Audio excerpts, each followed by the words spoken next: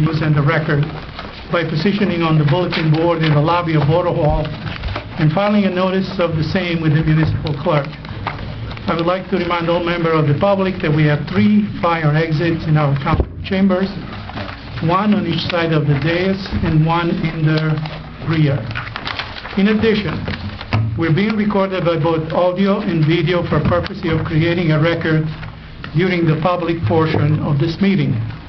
If any member of the public wishes to be recorded or heard, they need only identify themselves for the record, and they may make a statement or ask any questions they would like. Just a qualification statement on my own. There's nothing wrong with your optic nerves. Mayor Muscaratola is away, and I have been called out of the bullpen to chair the meeting as council president. So I thank you for your patience and understanding.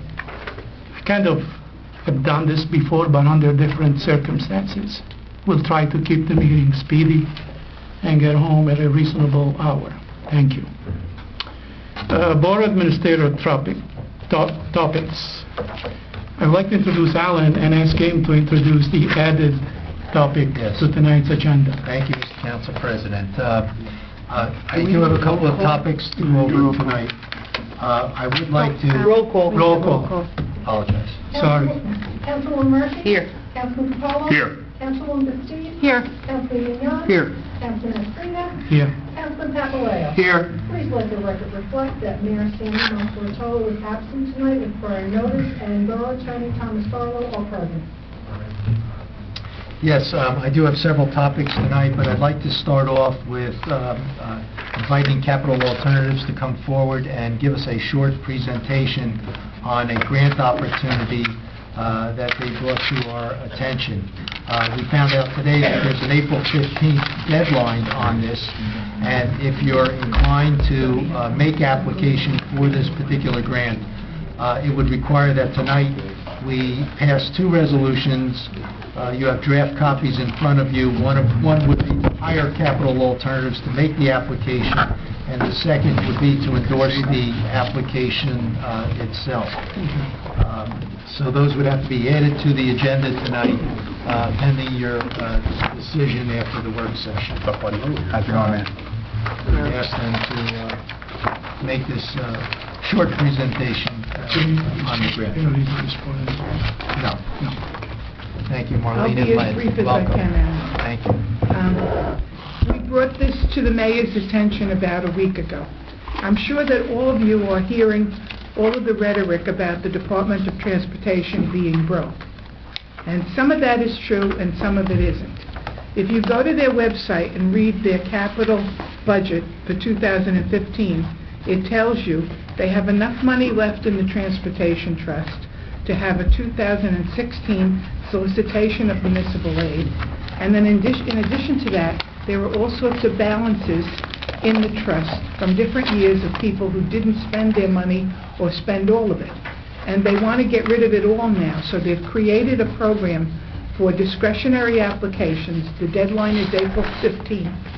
And the discretionaries are focused on safety. Safety around your roads, your schools, which we've been there, and also anything near railroad tracks where it's a commuter line. So I mentioned this to the mayor when we met to discuss the fact that you had just gotten the award of the 2 large grants that we've been after. And he said, can you do anything with Riverside Way and Tenney Avenue? So we took a look at it, we took photos, and we sent it to Railroad Safety and DOT, and they said, sure, come up with a project, we'll fund it.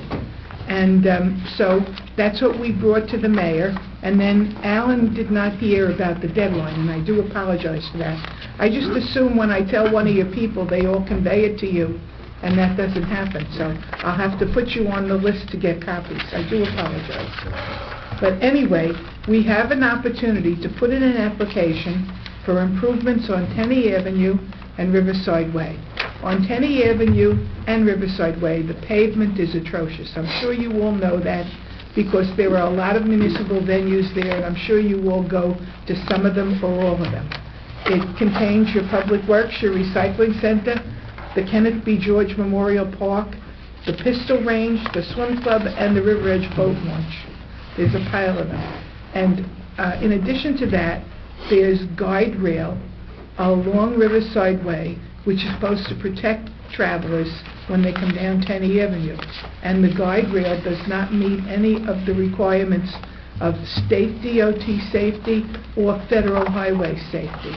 So if there were to be a serious accident there and you haven't addressed this issue, I feel sorry for the borough. You have to have a lot of insurance, I guess.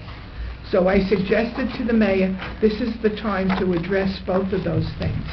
The bad pavement, the guardrail that needs to be replaced and installed properly, and also, at the same time, we can send the photos of the crossing to the railroad safety part of DOT, and we passed out a copy of our conversation with the fellow who's in charge, who said if we put in the application for the road, he'll find a way to fund a new rubberized crossing at the railroad tracks and make sure that all of the railroad warning gates and everything are working properly. So I'm proposing that we put in an application for the April 15th deadline for the milling and paving of Tenney Avenue and Riverside Way. From Tenney Avenue from Kinderkamak down to Riverside, and Riverside for the whole length. So that's what we're asking for approval for tonight. Marlene, Yes. what's the value of this? What is the estimated? We haven't put an estimate to it yet, but I'm going to assume that it's around $300,000. And this grant does not require you to come up with any match money or anything else for the construction. We're going to ask them to fund the entire construction, and it will come from two different pockets at DOT. It will come from the discretionary pocket, and we're also going to submit the application to railroad safety as well, because that's what their big focus is on right now. Any other questions? Ellen? Thank you, thank you. Can the River Edge Road railroad crossing be considered to be added to this in any way? The road there is terrible. It's terrible. And I don't have any analysis been done of those crossings as well? No, it would have to be a separate application. Why, if this is a railroad safety application, we can't get it in by the 15th? No. Could we do a separate application? We can, if you would like to. However, we had anticipated doing that crossing as part of the TAP application. Will it be included in that? Well, probably in the next phase, I would think. I don't know where your engineer has been directed to go with the $800,000 you were just awarded, and how far he thinks he's going to take the streetscape. Maybe Alan can. But that was part of the project. And I just want to make sure that doesn't get overlooked if we have this opportunity. There's something that you need to know then about that. In the event that you spend the money that's just been appropriated, there is going to be another round of that program before the end of this year. And if you get out to bid on the money you've just been given, you will be considered to be in good stead with them, and you could ask for a phase 2 with the next application. Could you comment, Alan? In fact, I wanted to speak with the council later on under old business with regard to the two grants that we received. For this reason, I've been discussing the formation of a bond ordinance to cover the expenses for both grants. The bond attorney needs to know the location or the limits of the TAP grant.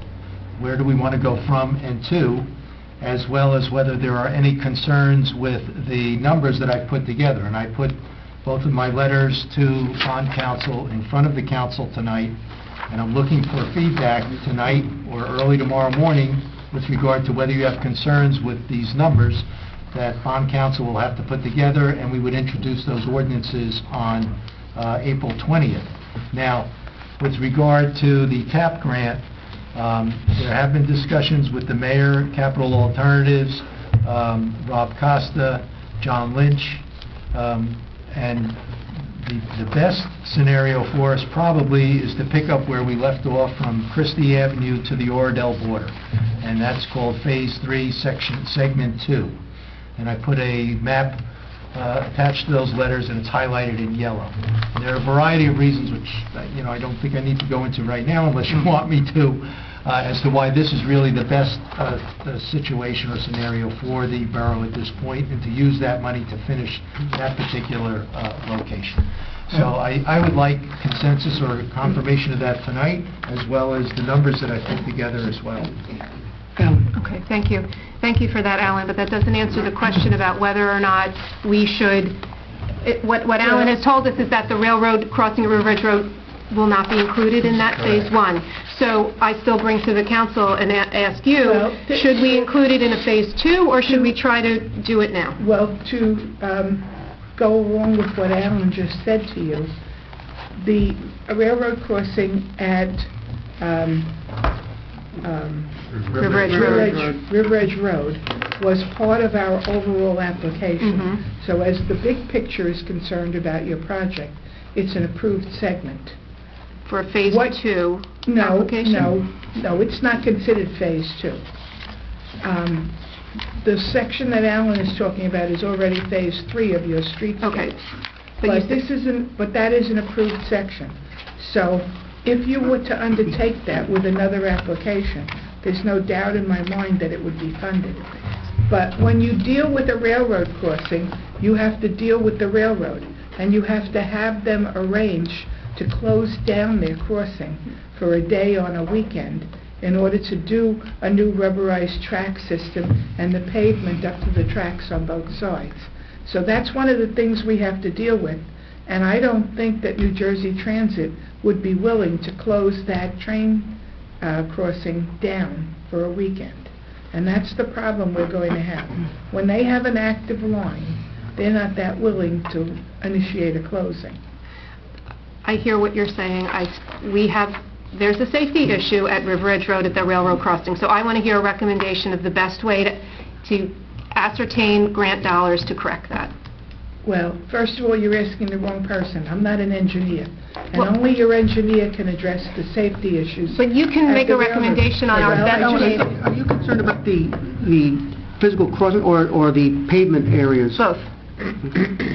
So Because the pavement areas we can address, the crossing part, The I crossing don't is a know. problem. Well, I live just up the hill from it. I'm very aware of it. Okay. And I know what the fix is, but to answer your question, I think it belongs on your next application, and it should be the focus of your next application. Thank you for that recommendation. And I think it will score very well standing on its own because of where it is and what it is. Okay, thank you. Ed? You said that, when you said this current proposal was $300,000, is that your estimated on the construction cost, or the amount you think they will fund us? Or like, It's both. so you think the cost will be $300,000? Yes. And they will fund $300,000? I do. Okay, but then we would still be...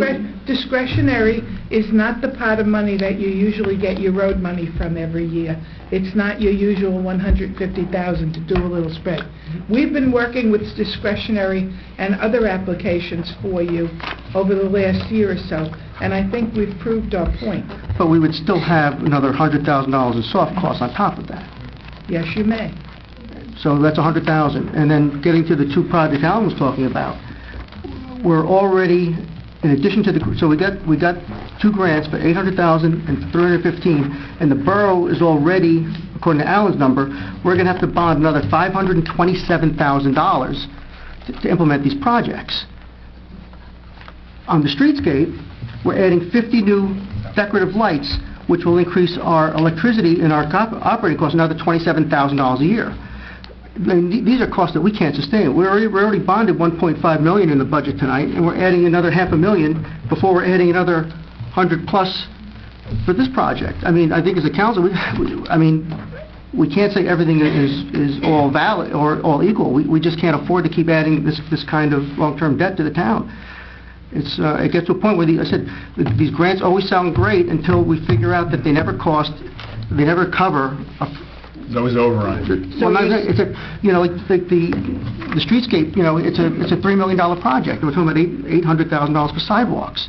I mean, to me, there's better uses for anybody's taxpayer money. You call it grants, it's still taxpayer money. Are you recommending... Kathleen? What I'm saying is that If we're willing to spend, we're going to be bonding another $500,000 on top of the 1.5 we're bonding already to do projects which we normally wouldn't be doing. If there's safety issues, we should be putting the money to the safety issue projects, but, I mean, we just can't keep coming in and saying, oh, we get 200,000 for this, 300 for that, without forgetting that we're adding extra costs that we have to fund out of pocket. I just think it's going to be, you know, unsustainable. So Ed, are you recommending that we we don't accept these grants and not do the projects? What I'm saying is we need to scope these projects and get, but with the streetscape, yes, we should really think long and hard whether we should spend $1 million to put nice sidewalks up and down Kindercomack Road. Yes, I would say that $1 million is a lot of money to spend on sidewalks. If we put sidewalks where we need sidewalks, we should put money where we need the sidewalks. But to put decorative, I mean, $27,000 on the operating budget, you saw what the operating budget was this year. Another $27,000 is a pretty significant amount of money to add just to add streetlights. Because we have it to a certain point, so to continue it, you're saying not to continue it? Not if we can't afford it, correct, yes. If you think we can afford it and we want to raise the taxes to do that, then that's certainly a choice we can make, but I'm not in favor of doing that, no. We have $30,000 in the capital budget to replace the guardrail down the Riverside. That was the issue we were told was the main issue. That's in there. This $30,000 project is now going to be a $300,000 or $400,000 project because now we're adding all stuff that we normally wouldn't do. If the road's that bad, then we should talk to John Lynch about reappropriating some of the money we have for paving and maybe pave down there. That's what we should be doing. We can't keep spending all this money on everything. Could I say a follow-up question? I just want to follow up. You made a comment about the warning rails that come down, that if an accident occurred there, that the borough would be in serious trouble. No, but not you just the warning clarify. rails, All right, then the say that guardrail. again. The guardrail. What is it, the guardrail? The guardrail? The guardrail, yes, the guardrail. The But we're guide already- rail, the metal guide rail that's around the curb. Okay, as then you I come missed- down I the missed- line. And we have that in our misheard what you budget. said. We have that in the Okay, budget right. this year already, It's in the Right. budget. Okay. which it'll be repaired quicker if we do it under the That's what I capital wanted to budget than by the time make this sure I comes in understood. and this happens later this year or next year. I have one other question. Kathleen, you want to add some more? Yeah, just one other question. So you're saying that the transit wouldn't close down the River Edge Road station to repair that. Are they willing to close down the other one? Yes, And why would they be willing to do one and not the other? because you don't have any parking for commuters on Tenney Avenue at the base. And the other one, the other road has the parking for commuters, and they figure it's a high-traffic area. The only question I have, so that I don't repeat myself, the $300,000, would that arrive at by a simple multiplication, so many square yard per X amount of dollar to mill and repave? I'm not sure. How did you arrive at the $300,000 estimate? We have an engineer on staff who has roughly figured the cost. I mean, if this thing goes through, I would certainly like for you to suggest that you verify those costs based on actual costs that we recently paid to pave a relatively short section of Fifth Avenue, where it was like $150,000 for 300 yards. maybe. We're not just proposing pavement, we're proposing milling the road. Yes, milling and paving. You would have to mill to pave. Hopefully at least 2 inches. And then whatever mix is approved, that's what we would use. So, I'm sorry, this seems like an obvious question, but Alan, that portion of Tenney was not on John Lynch's schedule for milling and paving? I just remember, okay. no. Okay, we're finished with the debating the question. For these resolutions to go on the agenda, I would need someone to move and second I'll make a motion that. Make a motion. for it to go on the agenda. Second. Okay. Roll call, please. Councilwoman Murphy? Yes. Councilman Capone? No. Councilwoman Wait, Matee? is this to go on the agenda? Just to go on the agenda. Oh, yes. Councilman Mignon? No. Councilman Frida?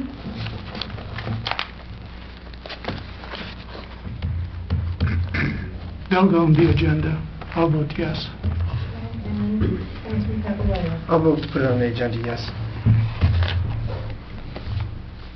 Okay. Okay, thank you. Mr. Council President, again, I'd like to defer to the other professional that we have in the room Please, tonight. yes. We have Tom Miller from Premier Product Development and Yes. members of the Recreation Commission to discuss the Cherry Cherry Blossom. Blossom Park, Phase 1. So, Phase 1. Right. Mr. Tom Miller, please. We have Bobby Conway, also our Oh, Bobby's Recreation here? Director. Yes, I'd like to come forward before we get to the other topics tonight. Good evening. Good evening.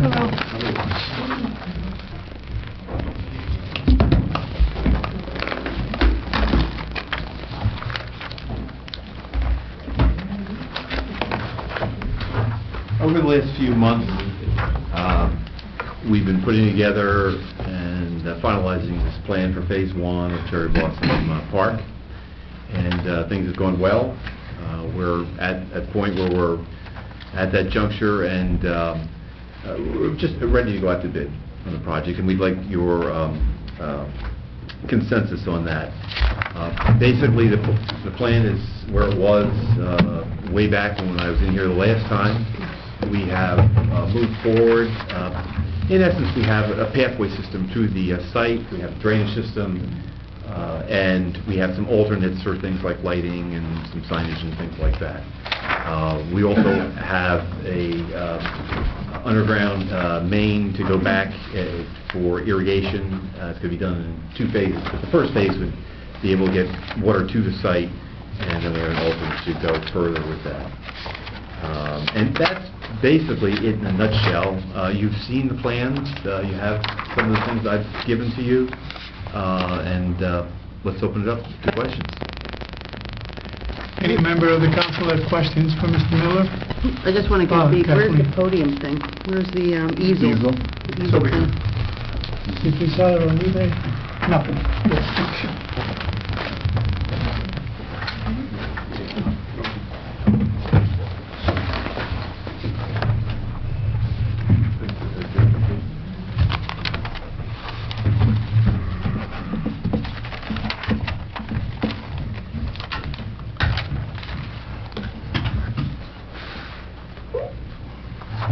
These are the plans that you received in your packet.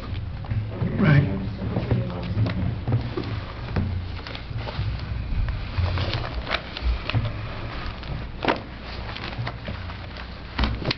Question? Yes. Ed, please. Just start with some general questions about the plan. Sure. There is proposed work on school property. We're removing asphalt, removing their fence. We're adding, extending walkways. We're adding another gate on the school side. Do we have permission from the school to actually do construction on their property at this point? We've been talking to them. I still think the final approval on that is still to be garnered. Yes. Yes, I mean, they were the ones that asked for the gate, so that the children could access the park from the school, and we told them we would put that on the plan. It was one of the things that we promised. And what about the double-wide 10-foot gate that's now shown on the driveway side? That particular gate is something that was on the plan when we showed them.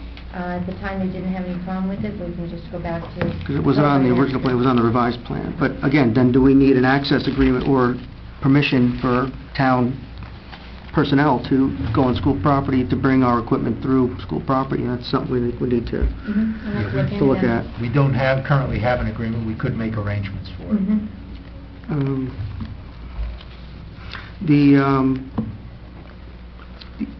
The intent on or what is the intent with regard to what's called as planting beds in the shade garden? Are they just aesthetic, or are there actually going to be areas for physical access for people to walk into those areas?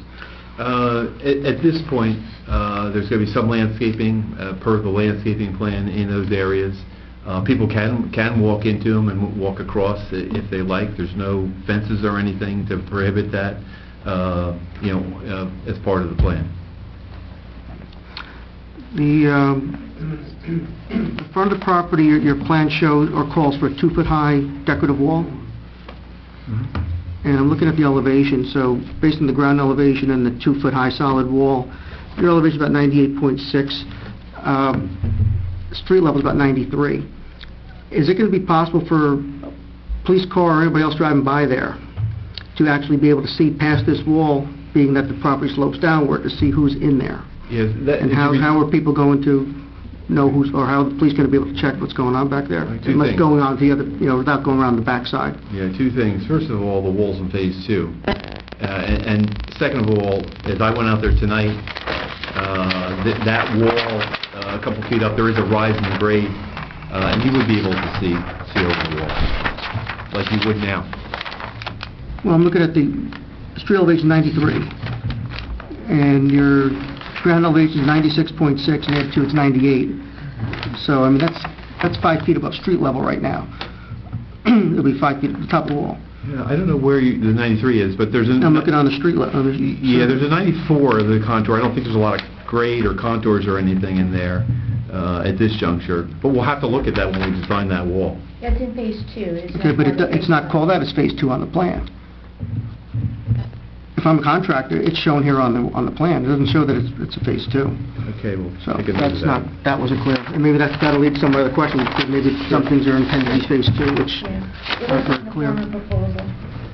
I'm sorry? It's listed on the form of a proposal. I know, but Yes, but it's not called that on a plan. If I'm bidding on a plan and it's showing a wall, I'm going to go and say, how come it's not in the specifications? and in a bidding situation, the graphics always win over the words. I would assume that goes the same for what you're calling out as an entrance trellis? Yes, So that would be a Phase 2 item yes. also. So essentially, we need to clearly differentiate Phase 1 from Phase 2. Sure, where we like to have future sheds, storage sheds, that's clear. Any way you want, but And the so Future that everybody things gazebo understands. is future. Yeah. The learning wall is future as well. Sorry, the what? The learning wall, it's about 2/3 of the way back. The outdoor classroom? Outdoor Future classroom. outdoor classroom. Okay, and maybe this may have something to do with the irrigation, or with the Phase 2 also. The irrigation, I'm a little confused as to where removing existing irrigation to replace it with a larger system? Is that what? Not so much a larger system. The grade and the elevation of that system in the main is such that it's going to be coming out with trying to install the paths and grading for that. But that's the irrigation we just paid to put in not too long ago. So we're taking out system we just put in within the last couple of years. That is correct. Do we have any calculations on the capacity of this irrigation? Because I'm also concerned about what the operating costs are going to be in terms of how much water this is going to wind up costing to irrigate this park.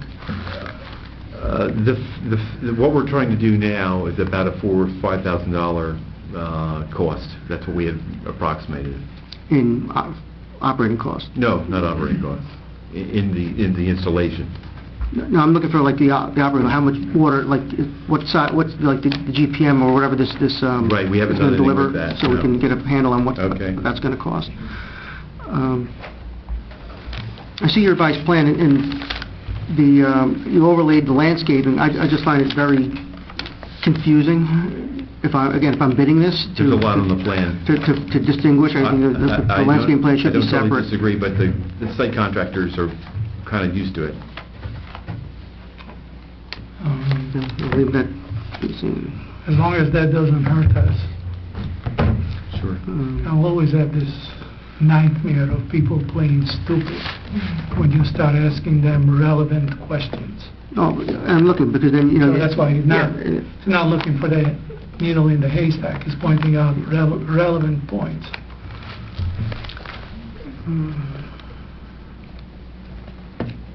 the trash bins and the benches.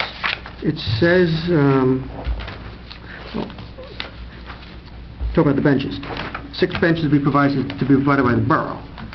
I don't know if the borough currently has 6 benches, or we're going to have to buy them. Again, that's another $1,500, $2,000 each, times, that's another $12,000 that we're going to have to cost over and above what the grant's going to pay for. Same with the bins, and it's kind of unusual, because now it says that we have to provide 3 garbage bins, but to install them is going to be an alternate bid item. So we may not install the bins. Is that correct? Yeah, because there was some discussion it could be done maybe in-house, so it is an alternate item on the trash bin. The Green Acres sign, that's a requirement? Is that why you moved it now to a bid item? And does it have to be 8 feet by 4 feet big? Yeah, it's a standard. 8 by 4 feet. And does it have to be at the street, or where can it be? At the street, in the green, it's all their requirements. Okay. The alternate for the pole-mounted lighting, what is that? Where's it located? I don't see it on the plan. And what's the That's the wattage? one item that we brought tonight to talk a little bit about. We haven't shown it on the plan, but we haven't finally selected anything. We wanted to have you give some input, on that item. And so there's a few fixtures we had talked about. There's an article. More comments after the light. So why don't you finish your comments, and then we'll go back to the picture. Tom, I've asked Councilman Mignon to complete his comments, Okay. and then we go back to the light picture. Okay. In the meantime, we can look at them also. Yeah. I thought we were wrapping up. 2 sets on this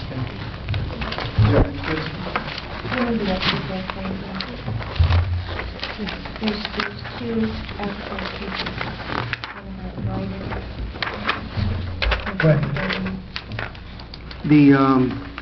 Again, it goes back to base bid versus alternate. There's the base bid, the DGA, and then you also have an alternate for additional DGA. Where is the alternate DGA?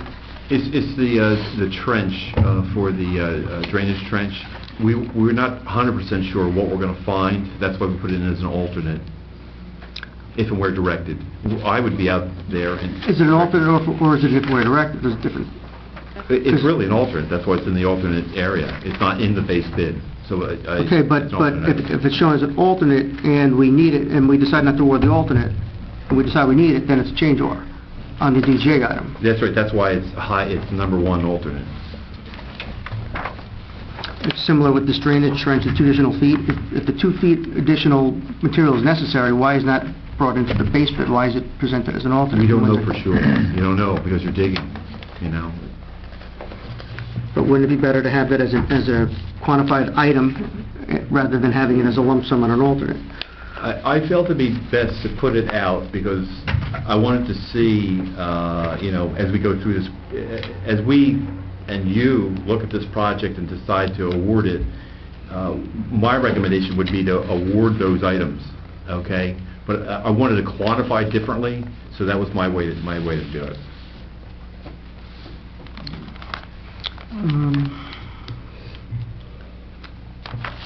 A question on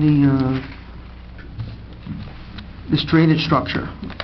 You're showing this gabion drainage.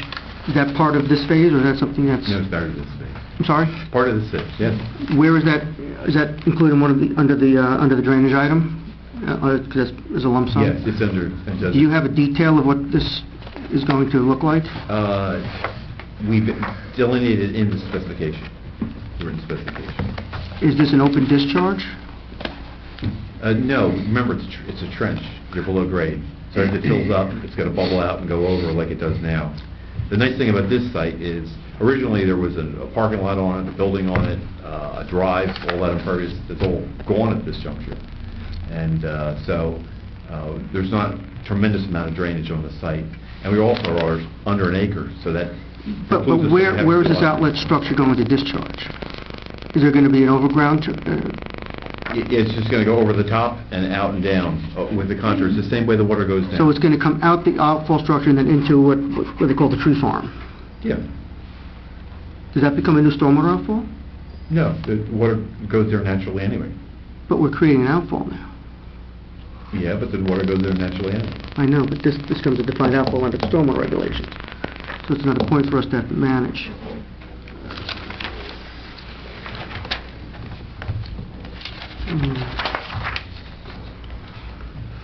And I'm going to assume, I mean, I had some question on the specs, but I'm assuming there was a revised version of this because there were Yes. some sections which weren't in Yes. here, Division 5, Division 6 Yes. aren't in here, so I don't want to get into detail like that.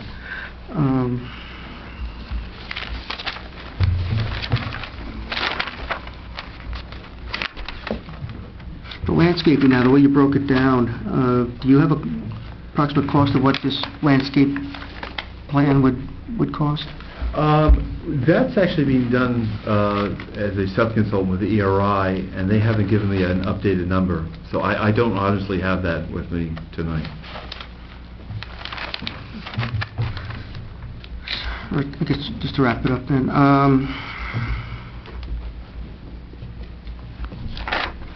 I know when this was first proposed, Chief Caridi had some comments about security and access. I don't know whether, you know, has he seen the final plan? If he still has any issues, I'd like to hear whether he's got any concerns left.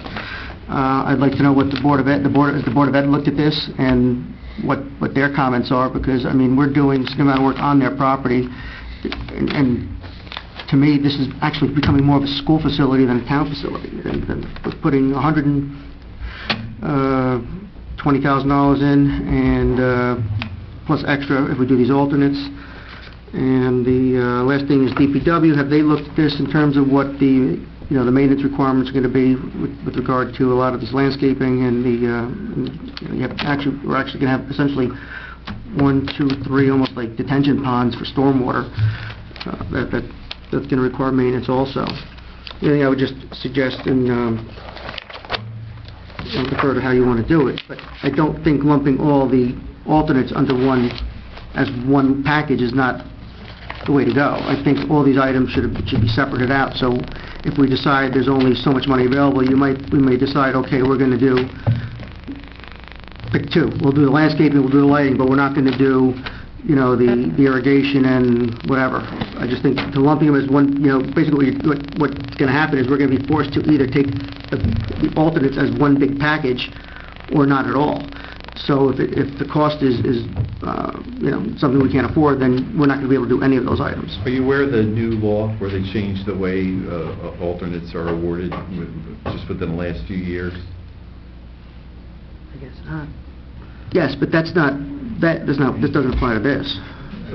Well, it does to some degree, sure, because you have to award as a way these are put in here. So if there's some decision, well, to shift something around, or lighting moves up, or the Green Acre sign, they would have to be awarded per how they're listed in the proposal. We can't jump around and pick, That's what I'm saying. We won't have the flexibility to do that. So if it comes out to be too high, then we won't have that choice. If these were like A through G, and they were bid separately, then we can decide which ones we want to award separately. They don't have to, because if the first one comes in too high, then we can't do the ones after that. If we decide there's money to do that. Right, but if you had A through G, you have to go A and then B and then not if they're bid separately. That's not my recollection. That's typical road project we do. Yeah, I know. I did it for 30 years like that, but we haven't done it recently. Because it's going to be a problem, because if you don't want to do some of them, then we're not going to have the money to do it. And okay. I don't even know what the last. I mean, it seems like a lot of the costs are still up in the air, so I don't even know what this overall project is scheduled to be right now. And I think that's something we should have a better handle on before we authorize going out to bid, because we should be prepared to know how much money we're going to spend. We know what the grant is, we know what the match is in the that's already in the budget. Right. But if it's going to be significantly more than that, then that's something we should be aware of ahead of time. Mr. Miller, sorry, I just want to say one other thing before we let you go. So you can have these things prioritized, right? Sure. The one A to G or the whatever? Right, Okay. right. Thank you. Yes, They are. Okay, great. Thank you. The only thing I had left was the lighting. This is solar lighting. This is not an electrical system that goes. These are standalone fixtures, direct burial fixtures with a solar feature. A lot of them are on a slant, so the snow goes off them. They have a battery, and there's several of the fixtures. So We were looking for some input on that. One of the fixtures is called a Lita. It's got like a globe underneath it. I'm not sure that would be the best alternative with homeowners so close. So, but someone might like that. So that's why I kind of left that, somewhat up to the group to look at and think about. Okay. And the other article I gave you was Public Works Magazine this month talked about solar lighting. So it's becoming more and more. Just to give you a little background, I thought that would be good. And that's why that's handed out to you tonight. Have you used the solar lighting in any of your jobs? It's relatively new. Mm-hmm. We are now in the sports lighting industry really seriously looking at it. The costs are starting to come down. Inside the buildings, that's been happening. Is it like the PSE&G, like slabs that they have, the panels that they have? Yeah, it's a little bit. It's not like on the pole, down the pole that you see it. You'll see that when you look, you can go on the website, you can look at them, and I can send it up any of the. Actually, we do have it, but you can look. Normally, they're above. They're above. They're a little bit different than the PSE&G. So we've been debating this, but in my quest always for consensus up here, I mean, my colleague Ed has brought up very valid points. So I would ask Tom what it would take you to update your submission to include items that have been discussed tonight Okay, sure. before we bless you to go out to No bid. problem. Because once the horse is out of the barn, Right. it becomes difficult to correct inconsistencies. Okay. And the next meeting is on April 20th. What are the wattage on these lights? That I may not have heard you. Did you? No, I didn't say anything about them at all. They're normally about 100 watt equivalent in an LED, which is around 15 or so. Is this meant to be security lighting, or is it meant to be like? Both. Both. And you'd be able to come up with a lighting plan and show them what the contour? We have several of them done, but we would like to really hone in on the fixture. I don't want to get too far along and then find out, you had some other ideas on what the profile would be and the look of that. I think we're on the right path. We just have to revise and resubmit. And instead of you're on tonight's agenda, we'll move you to April 20th agenda. Thank you very much. All right. Thank you. You okay with that? Thank you to both of you. Okay, let's try to finish at least the board administrative topics. Alan, stormwater training. Thank you. Very quickly, I just want to report that we have received several of the certificates, but if they're not completed by April 20th, we will just take the training around the computer and get that completed. With regard to the next item, employment practice liability training, we have had several responses from the council. I appreciate that. We do have till June 1st to complete that online training. This is very important because the borough receives a $250 credit against its insurance premium. So thank you for that cooperation. Can I interrupt for a second? Alan, with the stormwater training, are you saying that we still need to do something? Yes, some of you. Some of you have gone online and taken the training and provided me with the certificate.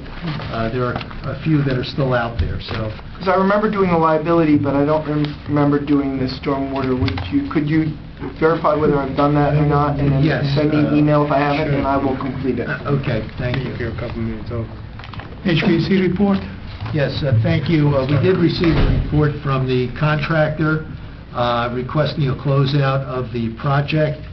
Our Department of Public Works has one additional recommendation, and that is that the units in this room, as well as the Finance Department, receive separate thermostats for the different HVAC units. The thermostats are presently enclosed in the unit, and they feel it would work much better if the thermostats were, eye level, and if the contractor makes that adjustment, then, we would be prepared to... What's Mr. Patel's opinion on that?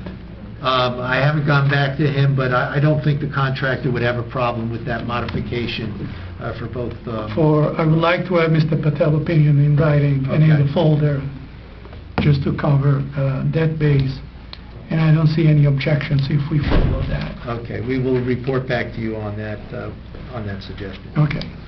So I'm at a fork in the road. I have River Edge Car Show and Memorial Park for discussion, and I only have 15 minutes.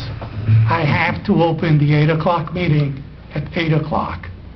So we could start the conversation, and if it goes past the 15 minutes, we will have to pick it up at the end of the public meeting. Okay? So, I see Mr. Danze must have heard already what I was about to say, and he's here. So I would like to call a member from the River Edge Car Show and a member from the Recreation Commission, sorry. Good evening.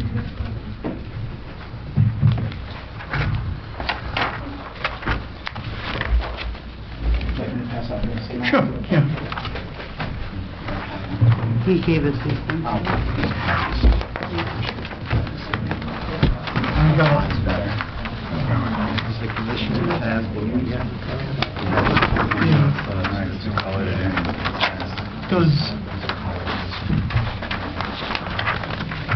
Every year.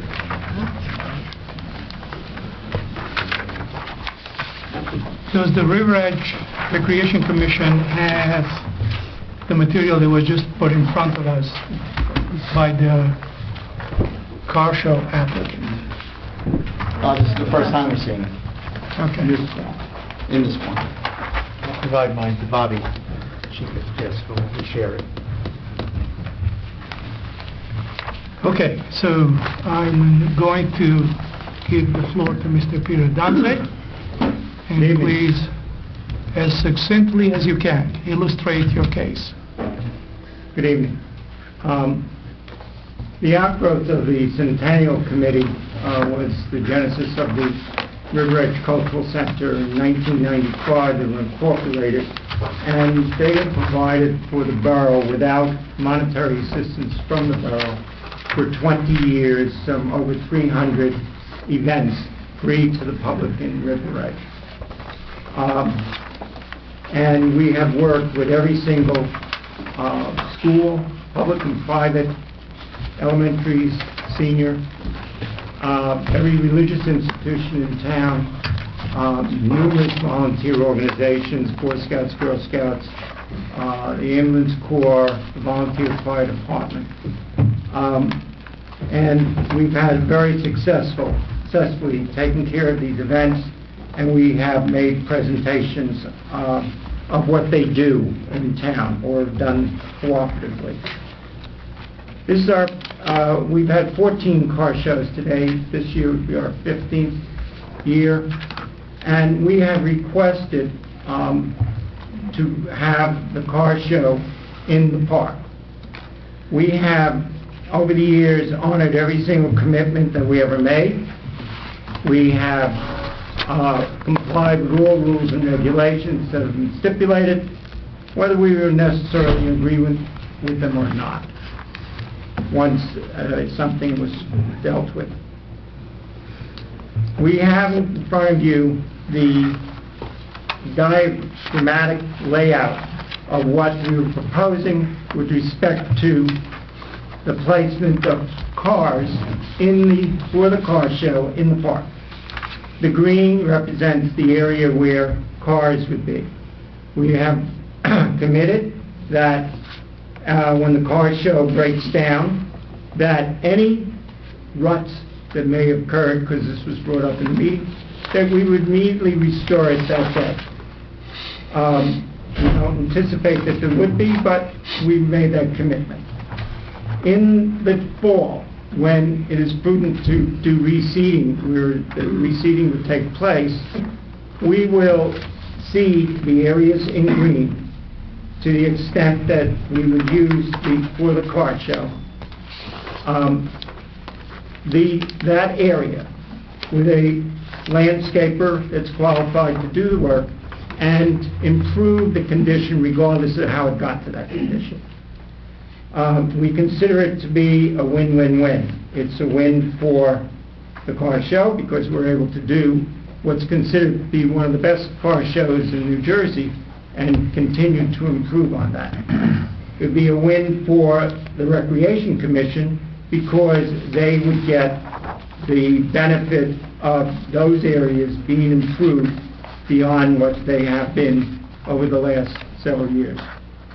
And in addition, it would be a win for the people of River Edge because they would have the benefit of a very fine car show in a very fine setting, and they would have not laid out a nickel for the restoration of those areas of the park. So, Mr. Downside, last year we gave you permission for an additional 10 cars? Just 10. Total of 10. Total of 10? Yeah. On the asphalt. On the asphalt. So, you are seeking permission to put cars in the green areas? Correct. How many cars would go in the green areas? You estimate. The way we would do it is that the cars would be seated in the park approximately 12 foot on center, which is what we do. And judgment would be used. This is schematic. If a car can't fit in the space, then it can't fit in the space. And we would work back towards the street. And when that last car is sitting in there, it would be it. And then everybody else would be on the asphalt.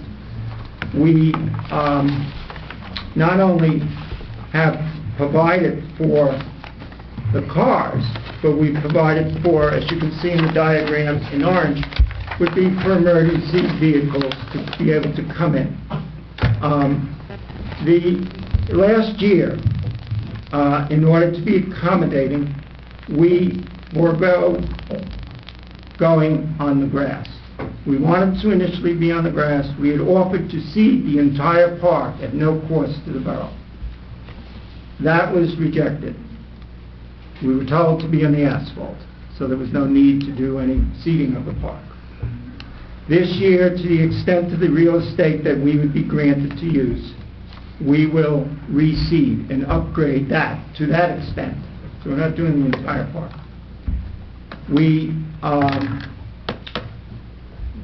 Last year, the concern was emergency vehicles, so an impossible situation was set up.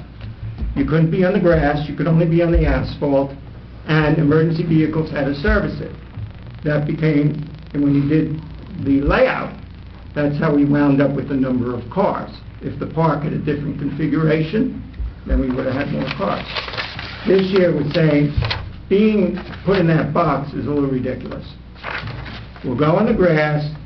We contend that probably nothing will happen to the grass, but we're willing to restore the grass, and we should be given the opportunity to do what we said. There's a track record of 20 years of doing what we said. We have the resources to do what we said. We have the will and the intention to take care of that. And all we're asking is that this be declared a River Edge event. It'd be a special event, the mayor and council, and that we would run it on behalf of the town, and that we would see to it that we take care of in the quality that we always do. Fine, so what is the answer to my question? How many cars? If a ballpark, Yeah. ballpark would be 88 cars. And have you shown this and got approval or a nod at least to the fire and police department? We've asked to meet with the police department, and we were somewhat shunned in that till this meeting took place, that it did not make sense for them to spend their time considering it. Okay. I want to give the floor to Sure. the River Edge Commission, Thank you. Recreation Commission. Yes. So My name please is introduce yourself. My name is Jim Tehan. I'm the chairperson for the Thank you, Mr. Recreation Downside. Commission. Thank you. Just to your question of how many cars, first addressed to the Recreation Commission in writing, Mr. Dunsay requested up to 150 cars, which is the number that we were working with. Okay. Last year, actually, first of all, I emailed the entire mayor and council. Hopefully, everybody received my email. In response to Mr. Dunsay's email, to the mayor in regards to our meeting. Was everybody able to receive that and read that email? When did you send it? I sent it, I believe it was on Friday, which obviously was a holiday and we didn't get it. Is possible I may read that email to... I understand you have No, time. no, I no, understand you you're have not time going, I restraints. mean, all I'm saying is, most likely, you're going We're run out to of time. bleed into the... Correct. So we part can hold two that of for it. after if we Well, get to that point. You got 5 minutes, so I'm That's sure fine. that's We can hold that after. the- adequate time. Our issue with the Recreation Commission is last year, we went through this process. There was obviously meetings, a decent amount of time spent by all parties involved, and a compromise came up to 10 cars.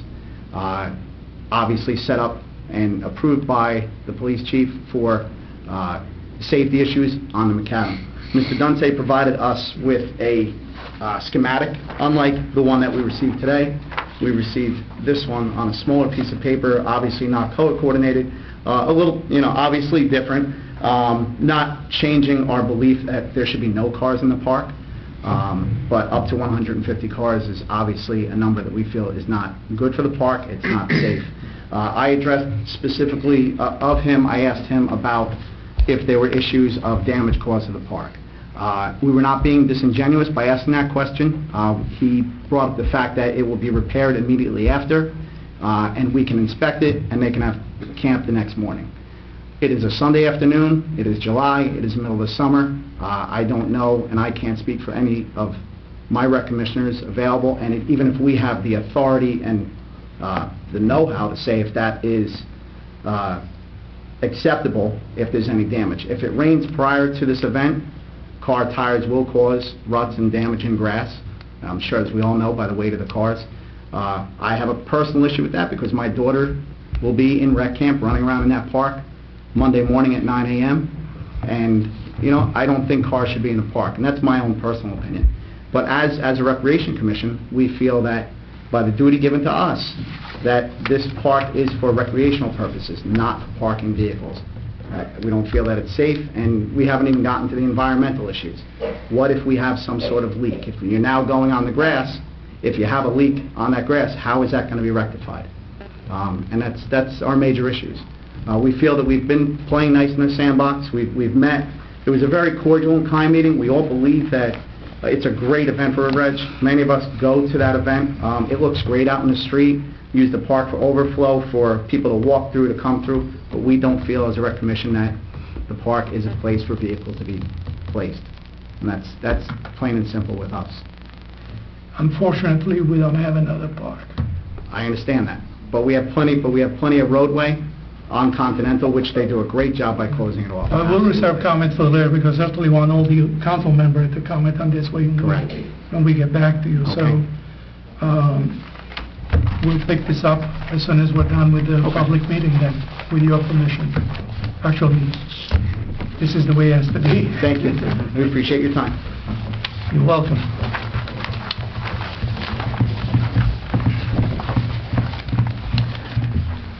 I can give a 2-minute break. On the work session consent, Trying to break out. a couple questions on the work session consent agenda. So we'll do it on the consent agenda. You Well, want? no, on the work session, I want to discuss it before we go on for Okay, go ahead. Then. We have 2 minutes. is the resolution for Bridget Bogart on the agenda tonight? No, it is not, because I have not received the contribution from Mill Creek at this point. So pending, the availability of funds, we would list it for April 20th as soon as Fine, we receive so it. I won't comment on that tonight. Then, and the other thing is this, for cost, the $49,000, is this to do with the grants we already have, or is it the grants, This the is, additional?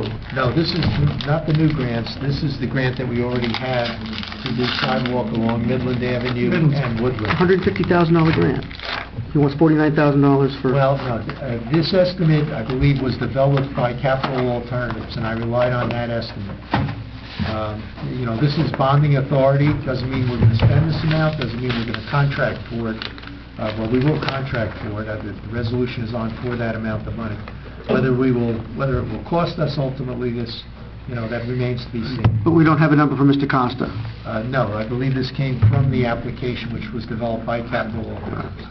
How long it will take to get an estimate, a proposal? I mean, it's How long will it take to get a proposal from Mr. It would be Costa? on April 20th, Well, because we want to review that proposal before we automatically approve it. I think that's, giving authority for That's the $49,000 sentiment, yeah. on 100, that's on a And you would, 150,000, that's a, and you 33%. would table Resolution 142. yeah, let's make it so, please. Thank you. Okay. 8 o'clock. It is 8 p.m. I would like to call to order the regular meeting of the Mayor and Council on Monday, April 6th. So, let's do these. Please everyone stand for a moment of silent prayer, followed by the flag salute.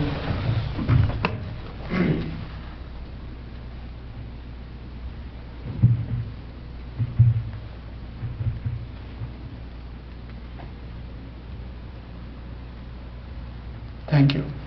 Tom, please, pledge of allegiance.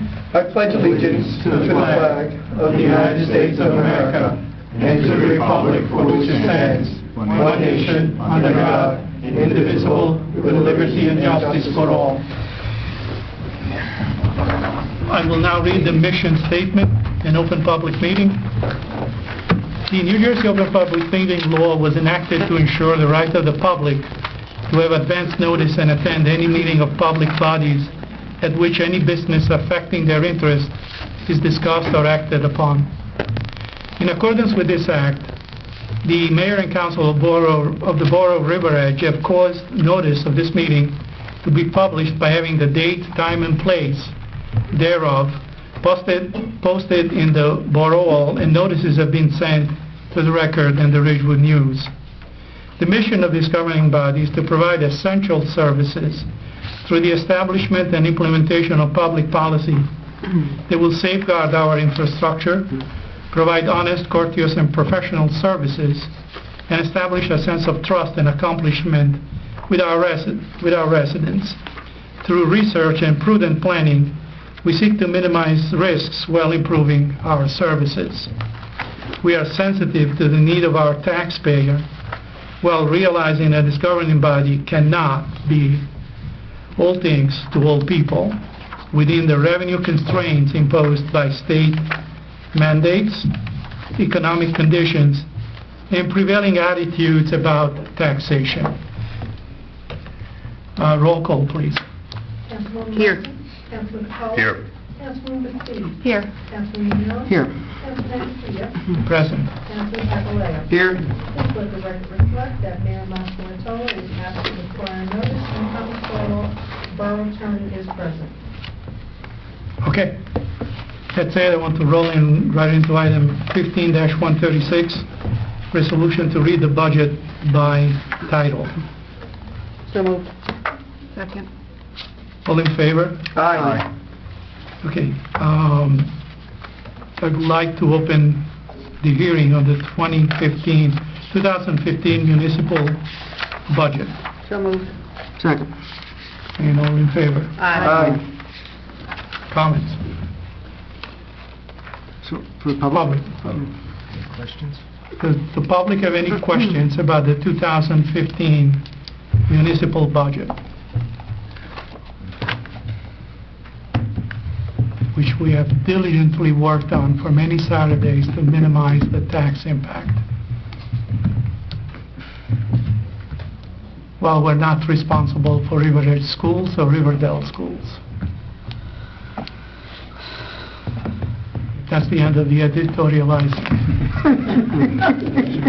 We can close. Motion to close? Make a motion to close. Second. Excuse me? I make a motion to I close just to the did. public. I just did. Thank you. Second? Second. All in favor? Aye. Okay, so do we vote on the resolution now? No. Or later? No, that'll be another meeting. It'll be at another meeting. Okay. It will be at another meeting. When will that be, Alan?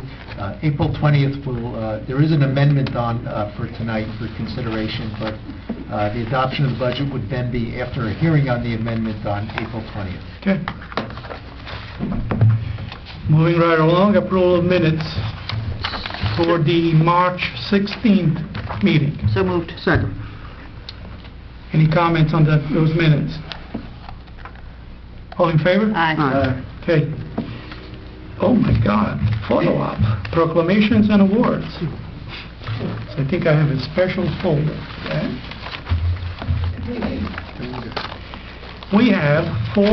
We are honored to have 4 proclamations tonight. The first one is declaring April 2015 as Donate Life Month. Then we have declaring the week of April 12th to the 18th as National Volunteer Week. We have a proclamation declaring April 15th a National Autism Awareness Month. And finally, we have a proclamation declaring the week of April 12th to the 18th as National Library Week. Is there anyone in the public to accept the Donate Life Month proclamation? We have Barbara Christensen. Meet me at the table, please.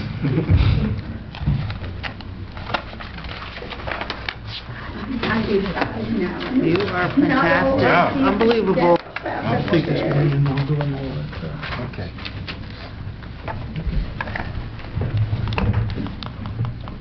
So I apologize, I'm not Mayor Muscarino, but my name is as long as it is. And we both come from the same piece of land.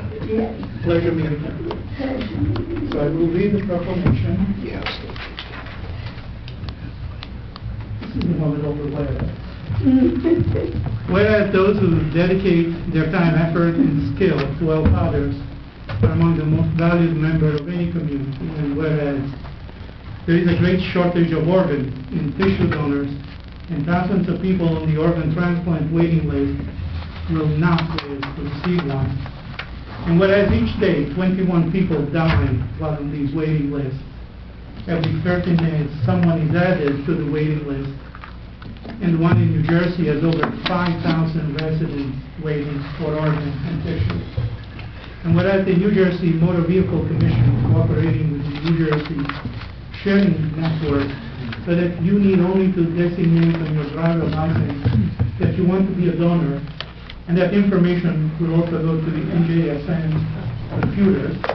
And whereas if you're not a driver, you may designate your wish to be a donor on your legal ID card. And whereas the science of matching and performing organ transplant surgery has become more advanced, and whereas last year over 460 transplants were performed in New Jersey, and 600 transplants were performed in the tri-state area, and whereas the NJSN has a new information brochure which contains a temporary donor card to be filled out and kept in your wallet until you have the opportunity to register this information on your driver license or ID card. Whereas it is possible for one donor to save up to 8 lives and enhance the lives of up to 75 others through tissue donation. Now, therefore, I, Vito Acapella, on behalf of Sandy Moscarito, Mayor of the Borough of River Edge, do hereby proclaim April 15th as Donate Life Month. Thank you. Here's the proclamation. Mayor Moscarito lets me say a few words. I like you so much. I'm going to do the same thing. But let's do the photo op. We're all smiling now. Thank you. Thank you. Please. Well, I'll read it. Yes. In 2003, April was designated National Donate Life Month.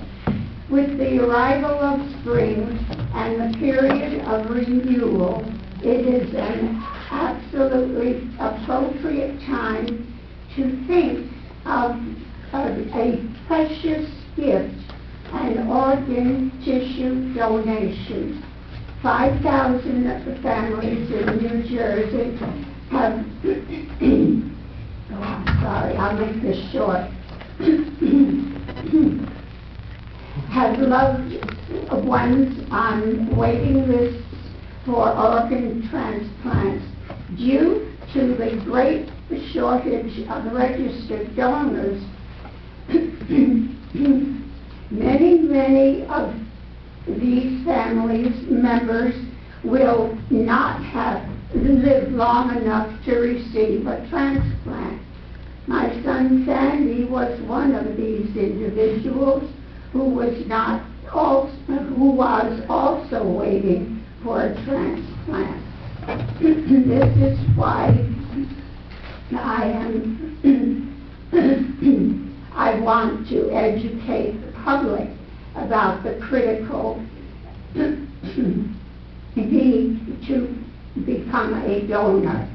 To eliminate a few of the myths about becoming a donor, the family of a donor need not be concerned for fear that the doctors, their private doctors, will not take care of them and will not work hard enough to keep their patient alive, their donor patient alive.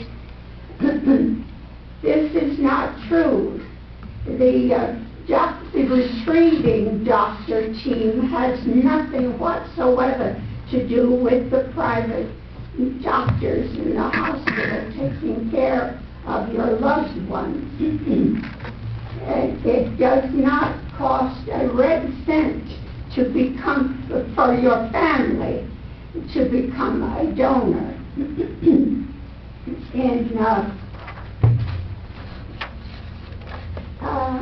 And the donor need not be, I read that one. The donor of families, I'm not usually this trembly, but I've been trembling a lot and busy a lot today. Vito has that effect on there is no limit to age as far as age concerned.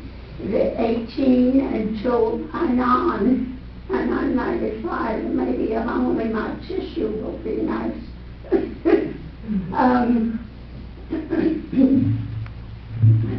To be a donor. All the major religions accept donating organs. There are 6 hospitals that do transplants in New Jersey. The latest one, just this year, was added in Newark Beth Israel Hospital. Will be recognized as a lung center, transplant center.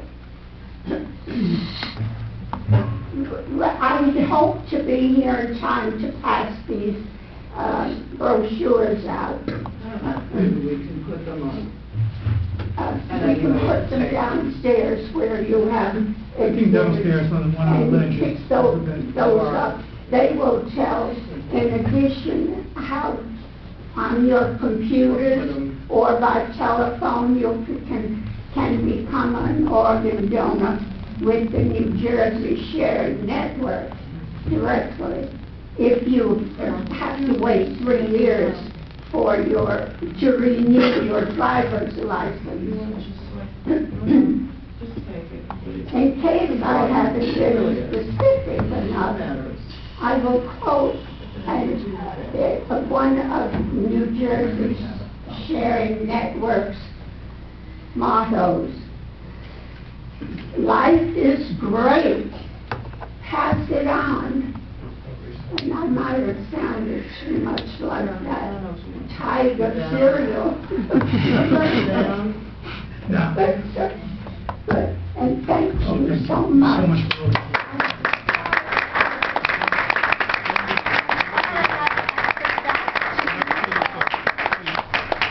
This is yours. Thank you very much. Maybe I'll give some. Well, we just passed them out. organ donor, but it doesn't To the mayor. Yeah, and by the way, her husband, my father, is up there on the wall. Which one? This Carl is- D. Christensen. Yeah. Oh, wow. Mayor.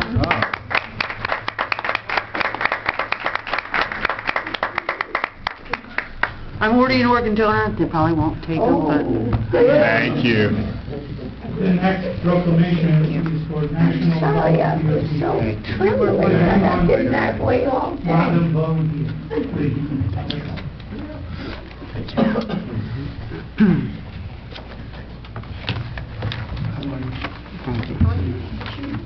I'll read the proclamation as it is custom. Whereas the residents of River Edge live in a community that inspires, equips, and mobilizes people to take actions that changes lives for the better, and whereas our dedicated volunteers connect with local community services through a dozen of community services organizations, and whereas individuals and communities are at the center of social change, discovering their power to make a difference, and whereas during this week, all over the nation, service projects will be performed, the volunteers recognized for their community service. And whereas the giving of oneself in service to another empowers the giver and the recipient, and whereas experience teaches us that government by itself cannot solve all of our nation's social problems. And whereas our country volunteer force, over 63 million, is a great treasure, and whereas volunteers are vital to our future as a caring and productive nation. Now, therefore, I, B.O. Profeta, on behalf of Mayor Sandy Muscarrico, hereby proclaim the week of April 12th to the 18th, 2015, as National Volunteer Week in River Edge, and urge my fellow citizens to volunteer in their respective communities.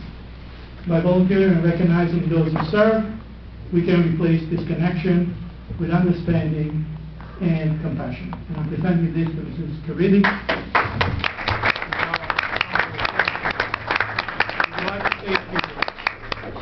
Wait, photo op first. He's loving the mayor's role.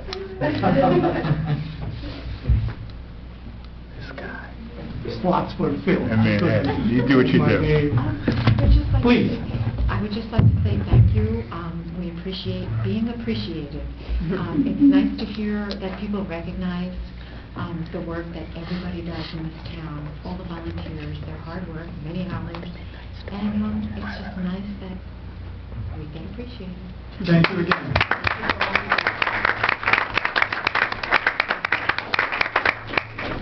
And we move right into National Library Week. Oh, I know. Autism is first. National, oh, sorry. National Library Week. You don't have the autism one in there? Okay, sorry.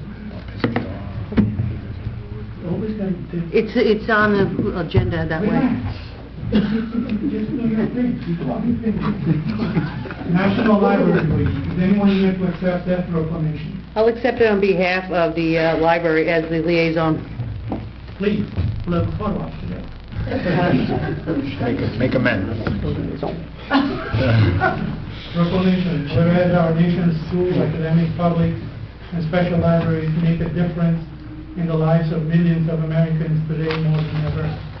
And whereas librarians are trained to professional, helping people of all ages and backgrounds find and interpret the information they need to live, learn, and work in a challenging economy. And whereas libraries are part of the American dream, place of opportunity, education, self-help, and lifelong learning. And whereas library use is up nationwide. So we said libraries are dead. Among all types of library users, continuing a decade-long trend. And whereas libraries play a vital role in supporting the quality of life in their community, and whereas libraries can help you discover a world of knowledge, both in person and online, as well as personal service and assistance in finding what you need, when you need it, and whereas librarians, library workers, and supporters across America are celebrating National Library Week with the theme Unlimited Possibilities at Your Library.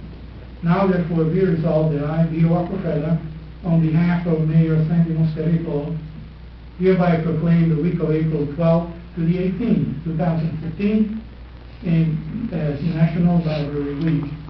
I encourage all residents to visit the library this week, to take advantage of the wonderful library resources available, and We thank the librarian and library workers for making information accessible to all who walk through the library doors. World Connects at your library. I am presenting this proclamation to Councilwoman Kathleen Murphy, who is the liaison to the River Edge Library. Please.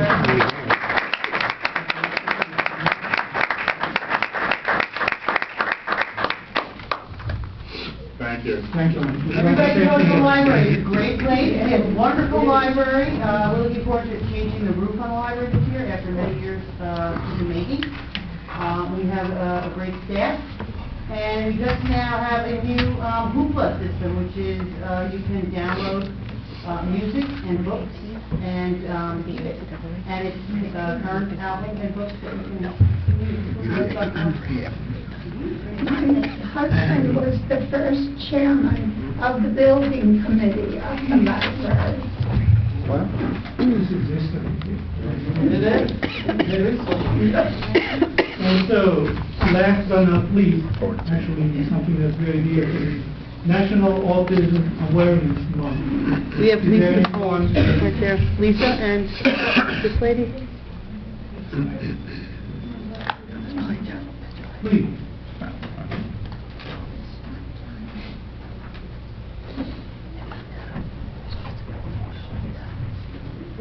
Well, you can get close. All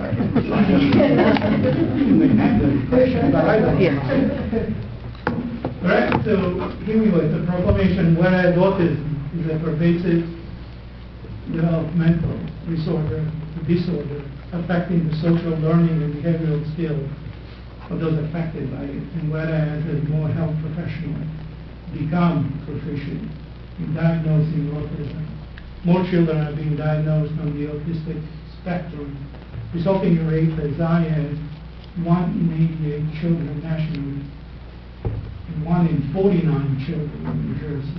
And whereas, while there is no cure for autism, it is well documented that if an individual with autism receives treatment early in their lives, it is often possible for those individuals to lead significantly improved lives. And whereas individuals with autism often requires a lifetime of specialized and community support service to ensure their health and safety, and to support families with resilience as they manage the psychological and financial burden autism presents.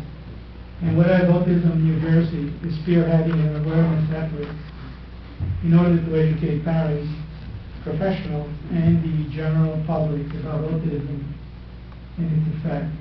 Now therefore, I, Vito Alfredo, on behalf of Sandy Moscardito, Mayor of the Borough of River Edge, do hereby proclaim the entire month of April 2015 as National Autism Awareness Month in the Borough of River Edge, and urge all employees and residents to participate in our Autism Awareness Month activities in order to become better educated on the subject of autistic spectrum disorder.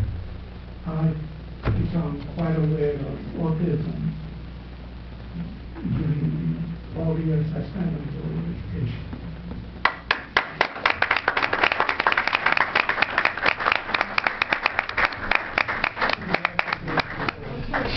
Regina representing the kids from the Building Bridges, Building Connections program, and we're very grateful for the program. My son is home, but I'm here with Zach. And so the school has a great program, we're very grateful, and this year we've gone to the rec commission and asked the town to support special needs sports for the kids. So we've had soccer, and we're doing running, and we're going to be doing baseball, and hopefully basketball. So it's meant a huge amount for the kids, and I'm grateful for the town support. Okay. I just want to thank everybody for all the help, and it's important to get the word out there. And these great kids. Okay.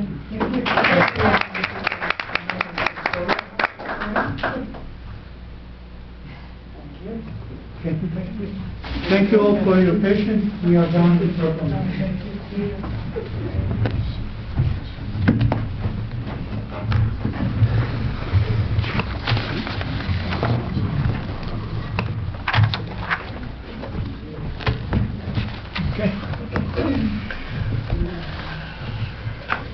next?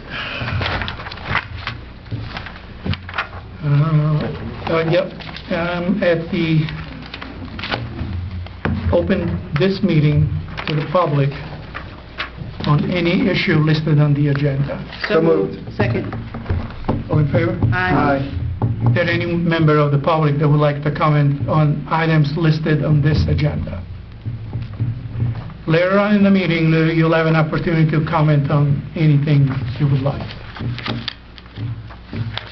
Okay, seeing none, I would like to close this section of the public hearing on any issue of the agenda. So moved.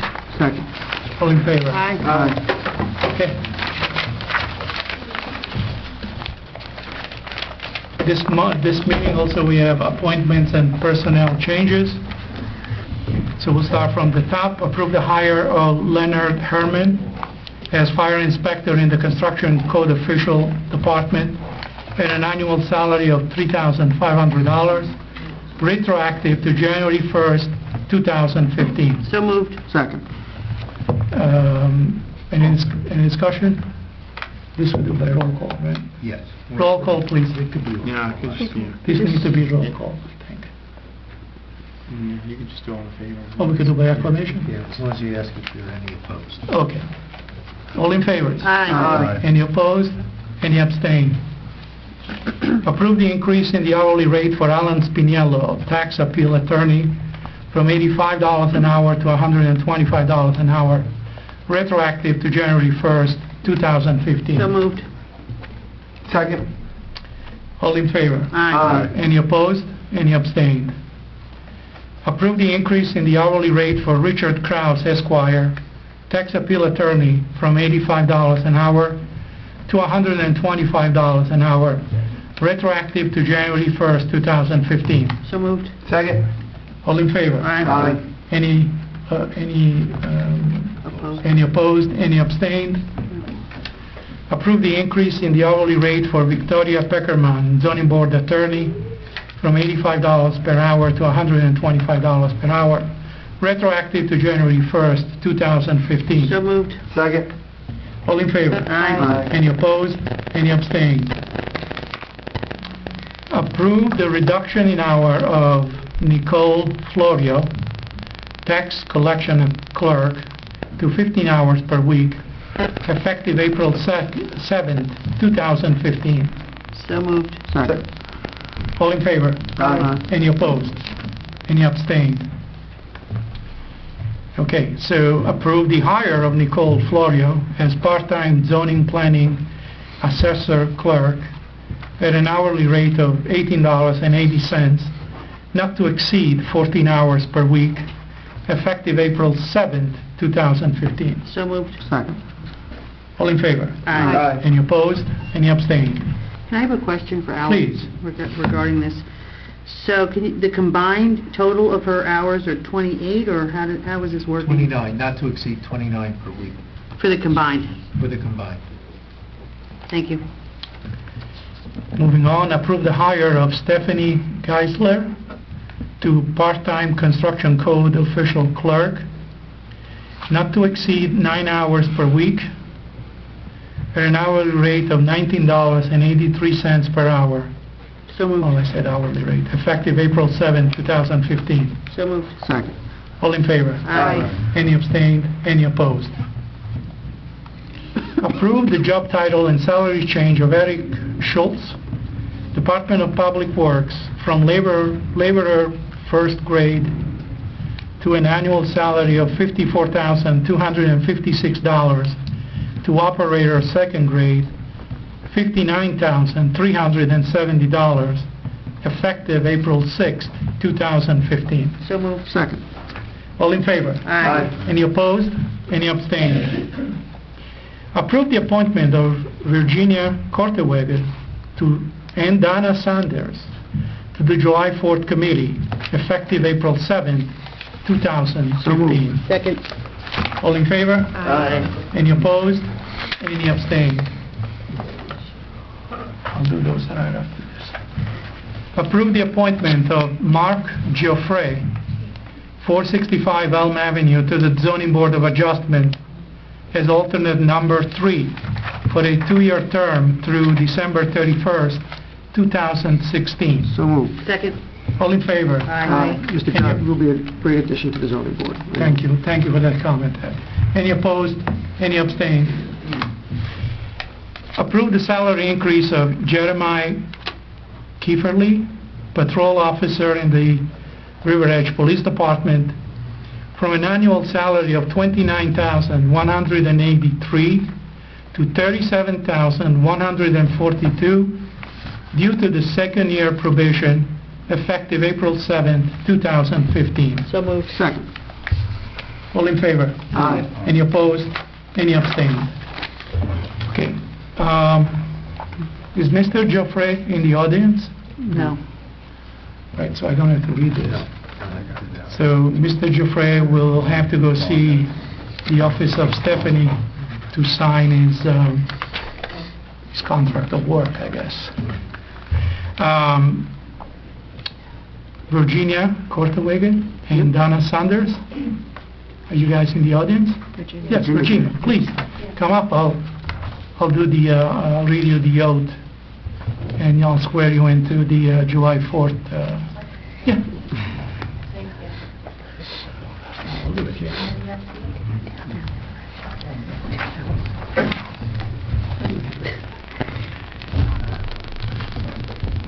You're a wonderful stand-in for the mayor tonight. I'm almost a little bigger. You have a Bible? Here you go.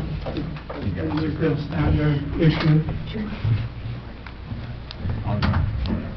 So, you want anyone to hold the Bible for you? Is there anyone in the audience? Okay, then put your left hand on the Bible. Left hand, right hand, right? You hold your right hand up. And hold your right hand up. Want me to hold it for Hold the you? Bible with your left hand. She got it. She's good. I'll hold the Bible. With your left hand. Okay. Repeat after me, please. I, Virginia Kortewagen, do solemnly swear that I will support the Constitution of the United States and the Constitution of the State of New Jersey, and that I, state your name, will bear true faith and allegiance to the same and to the government established in the United States and in this state under the authority of the people. I, please state your name again, do solemnly swear that I will faithfully, impartially, and justly perform all the duties of the office of the July 4th Committee to the best of my ability. So help me God. Virginia, thank you very much.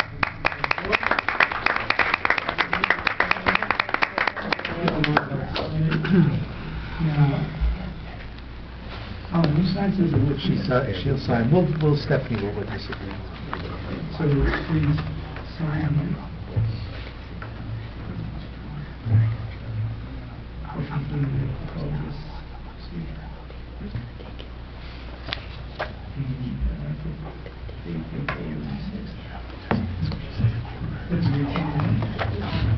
I'll give you these. Okay. Thank you so much again.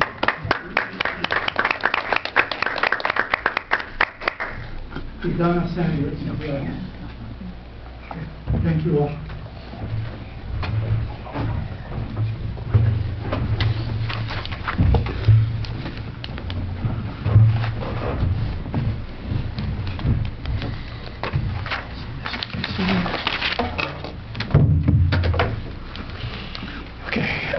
We have several correspondence listed in our agenda, and they're all available for viewing at the Stephanie's office, right? Mm-hmm. We have notices from the River Edge Board of Ed, a letter from PSC&G, letters from State of New Jersey DOT, the Board of Chosen Freeholder, the State of New Jersey DOT. Again, this one is regarding the $800,000 grant, the $800,000 grant.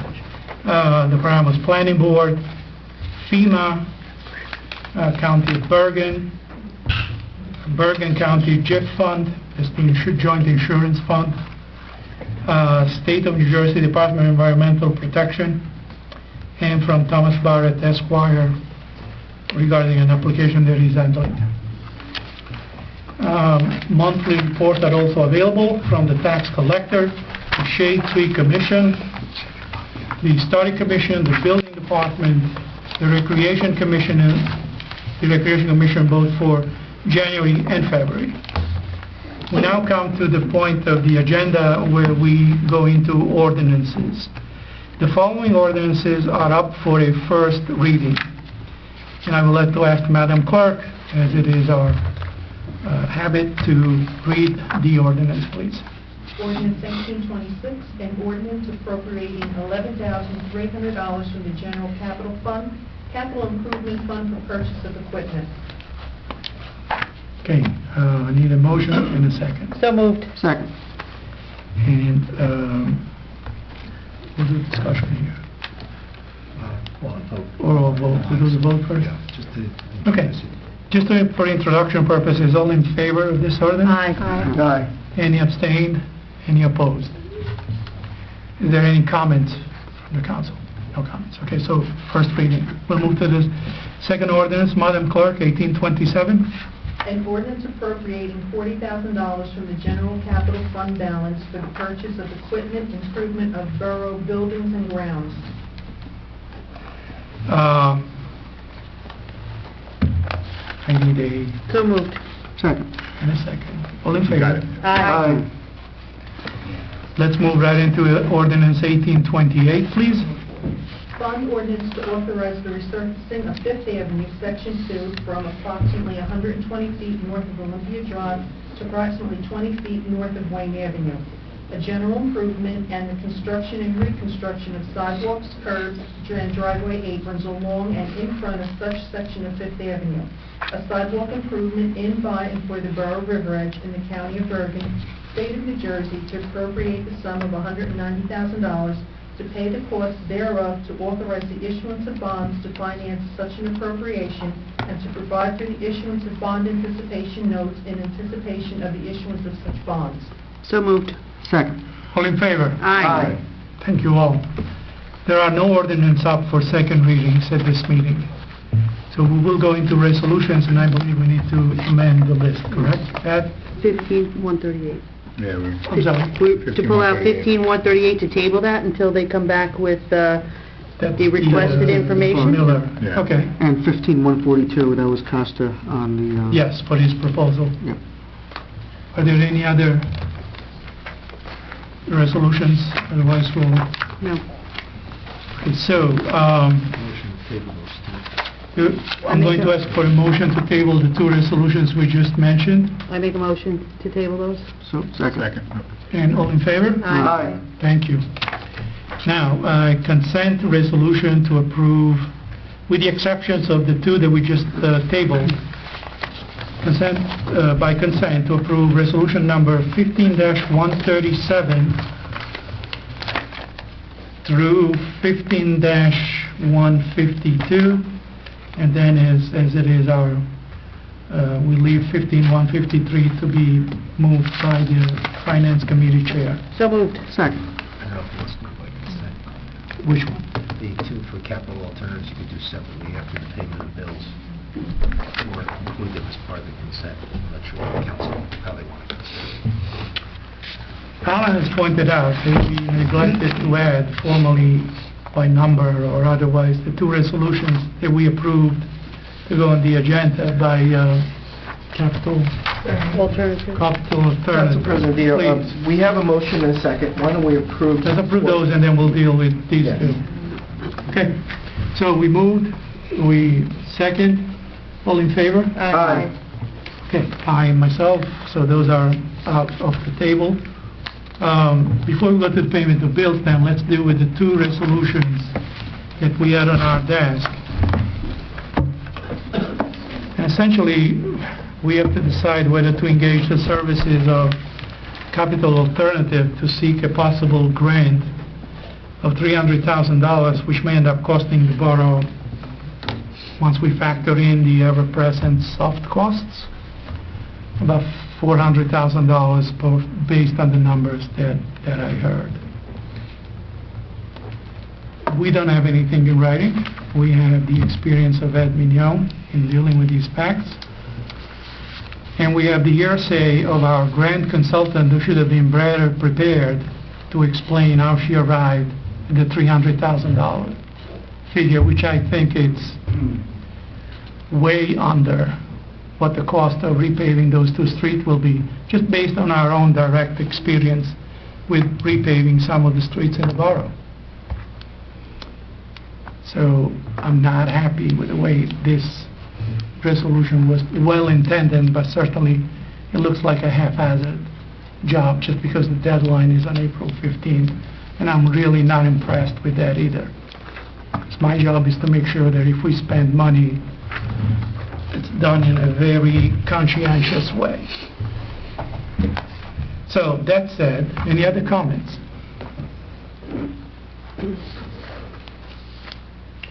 So I need a motion to either put these two, they're on the agenda, we decided they would go on the agenda.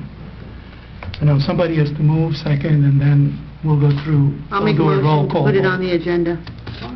It's on the agenda. It's on the agenda. So I'll make a motion To approve? yes, to go ahead with these. Is there a second?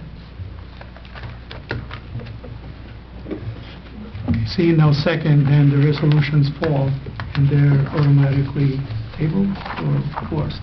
No, they're not passed. They die. Even worse than tabled. That wish. Thank you all for your consideration. At this point, we'll move right into payment of bills. Resolution number 15-153, Mr. Mignon. Thank you, Mr. Council President.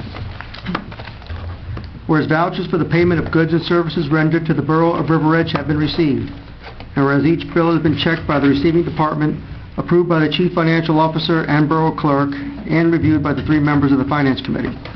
Now therefore be it resolved that bills as listed now be confirmed for payment from the appropriate funds as follows.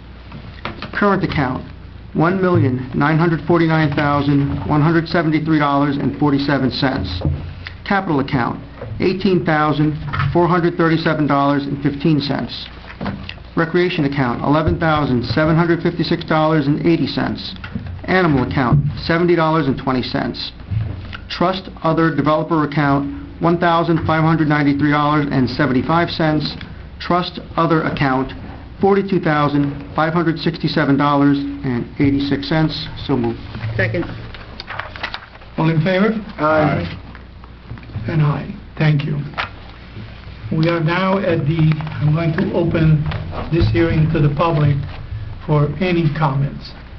So moved. Second. All in favor? Aye. Sir, please come up to the table. Joseph Dunsey, this is more a question than a comment. It's about the canvassing and soliciting law. About a week ago, a missionary rang my doorbell, and I told her I didn't mind her ringing my doorbell at all, but that she should know there's a pretty strict canvassing and soliciting law, and that it requires a license to go door to door. She told me that, she already contacted the police, they know about her, and they don't need a license because they're a religious group. So Thursday I went to town hall, checked with Judy, and she verified that religious groups don't have to get a license to go door to door inviting people to their events. So I have a meetup group that's it's nonprofit, but it's not incorporated, and it focuses on activism. So I asked Judy if I was allowed to go door to door to invite people to join my meetup group. She said she wasn't sure. She sent me to the police department. The officer on the desk said he wasn't sure. He'd have to check with the detective. He took my card with my number so the detective could decide, and said I should expect a call that day. As of Monday afternoon, I didn't get a call, so I was just hoping, could I get a yes or no? Am I allowed to do that with my meetup group? There should be first off, Mayor and Council, the soliciting and peddling ordinance was sent to me from Chief Caridi with some changes, and I'm actually looking at the entire ordinance. It's going to be listed for discussion with my memo for April 20th. When the specific applicant comes in, there should be an application process or an application fee to be filled out. Once that, then they'll act upon it. I don't believe the police department's going to just act upon a verbal, can I get it, can I not get it? So if you haven't actually filled an application out for a permit, I'd suggest you do that, and that should get the process going. The mayor and council does not have the authority under the ordinance. It's the chief of police and/or the police department to issue that type of permit at this point in time. Okay, but a missionary group doesn't have to go through that process. I don't know that. I'm suggesting you do go through the process and let the chief of police either say yes, you need one, or no, you don't need one. So that's why I would suggest anybody that's looking to solicit in the borough, go to the police department, fill out the application, and then they'll let you know whether either one, you're approved, two, you're denied, or three, you do not need one. Okay, because according to both Judy and the police officer at the desk, religious groups don't have to go through that process. We're looking at that also in the ordinance, why it's very broad right now. We're tightening up the ordinance, so you know, that's something We've had that a bunch of actually complaints. may change. So right now it just says any individual. It's probably going to change to say any corporation, any entity, any partnership. So it's not, well, I'm here as an individual, I'm here as a corporation. Your ordinance only says, you know, individual. So that's something we're actually looking at and changing. For your purposes with regard to a missionary, again, I'd go to the police department, let them make their final determination. I guess I'll put There's also one thing that we, not in the ordinance, which we're looking at, is appeal process. Once it is denied, there's actually no appeal process. Somebody says, well, I was denied, where can I go to have somebody review it? And we're looking also at potentially putting an appeal process in. So it's actually good timing. I do have it. It's going to be listed for April 20th, the next meeting for discussion, and with my memo and changes. With your specific thing, though, I would go down there and fill it out, and if the police say you don't need one, you don't need one. Okay. All right? But I would get that in writing from them, you don't need one, so you go out there and the patrol officer, then all of a sudden they get a call. You know what I'm saying? So yeah, I guess I'd I'll fill send it a out. letter. Absolutely. Okay. Okay? Thank you, Mr. Dante. Is there anyone else that would like to come up? Please.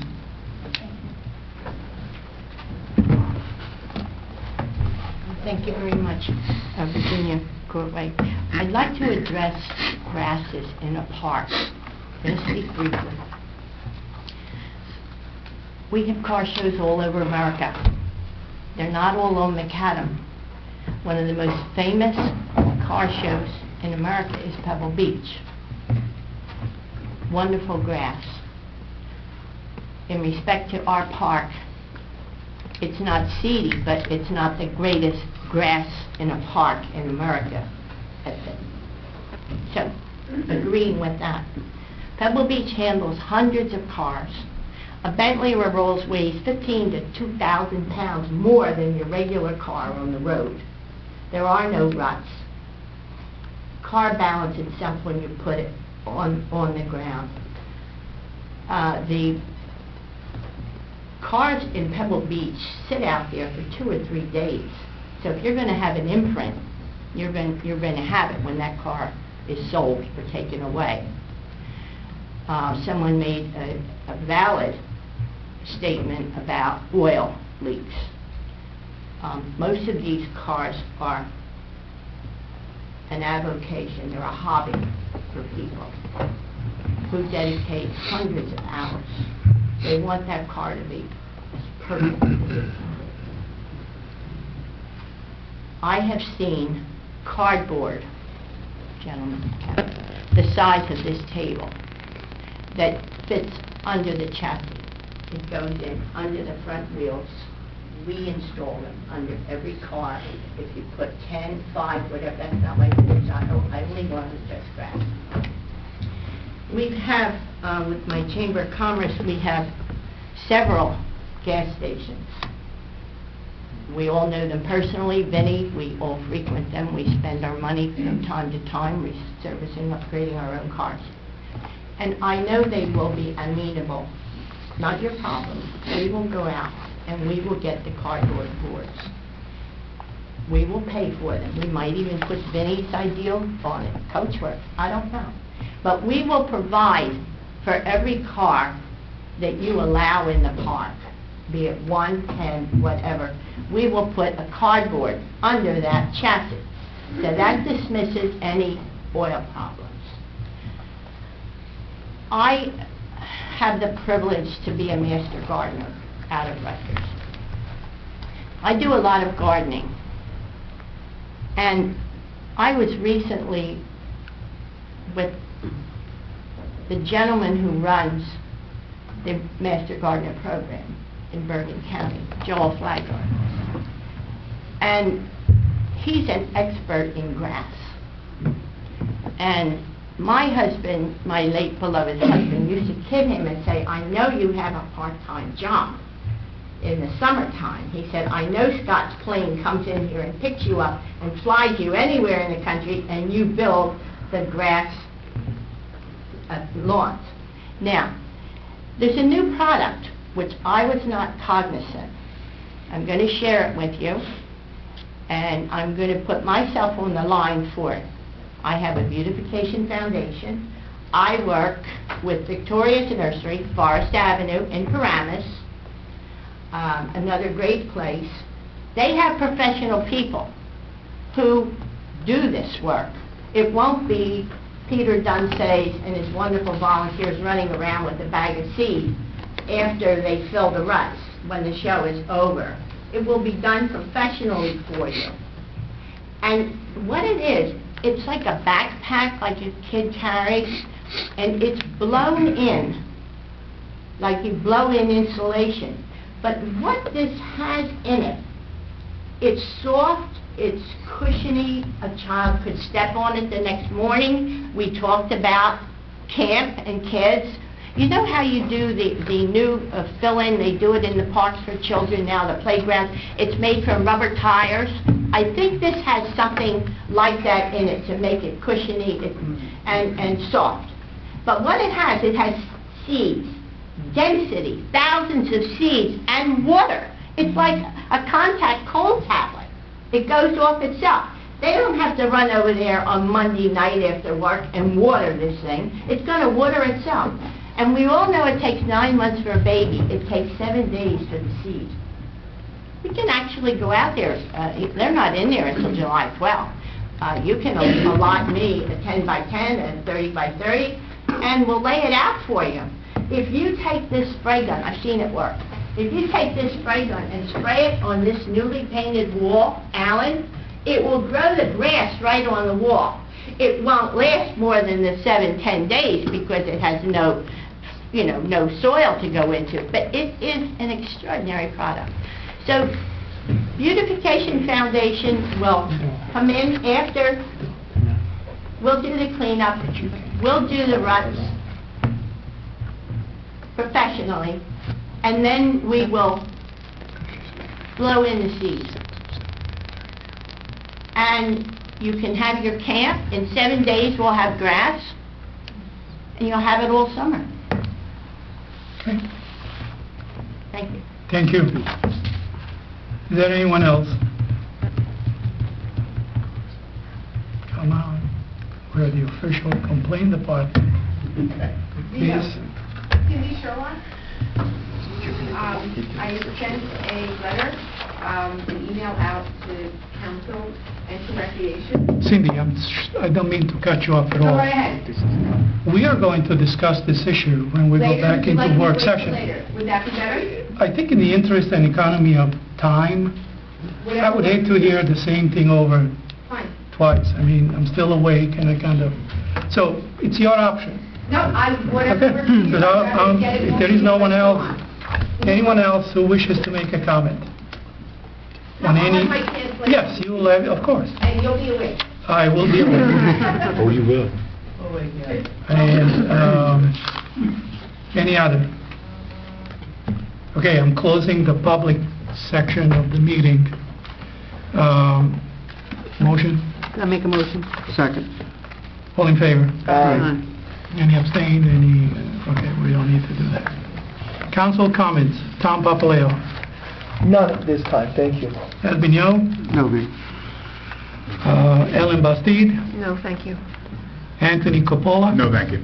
And Kathleen Murphy. No comments. And the chair has no comment either.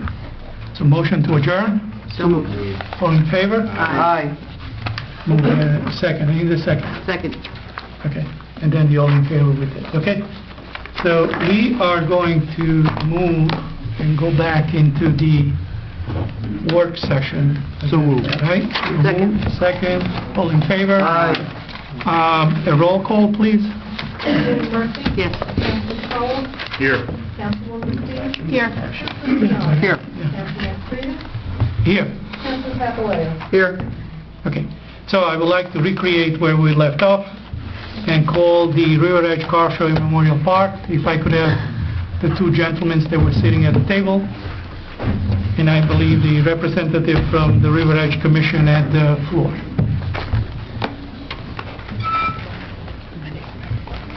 Okay.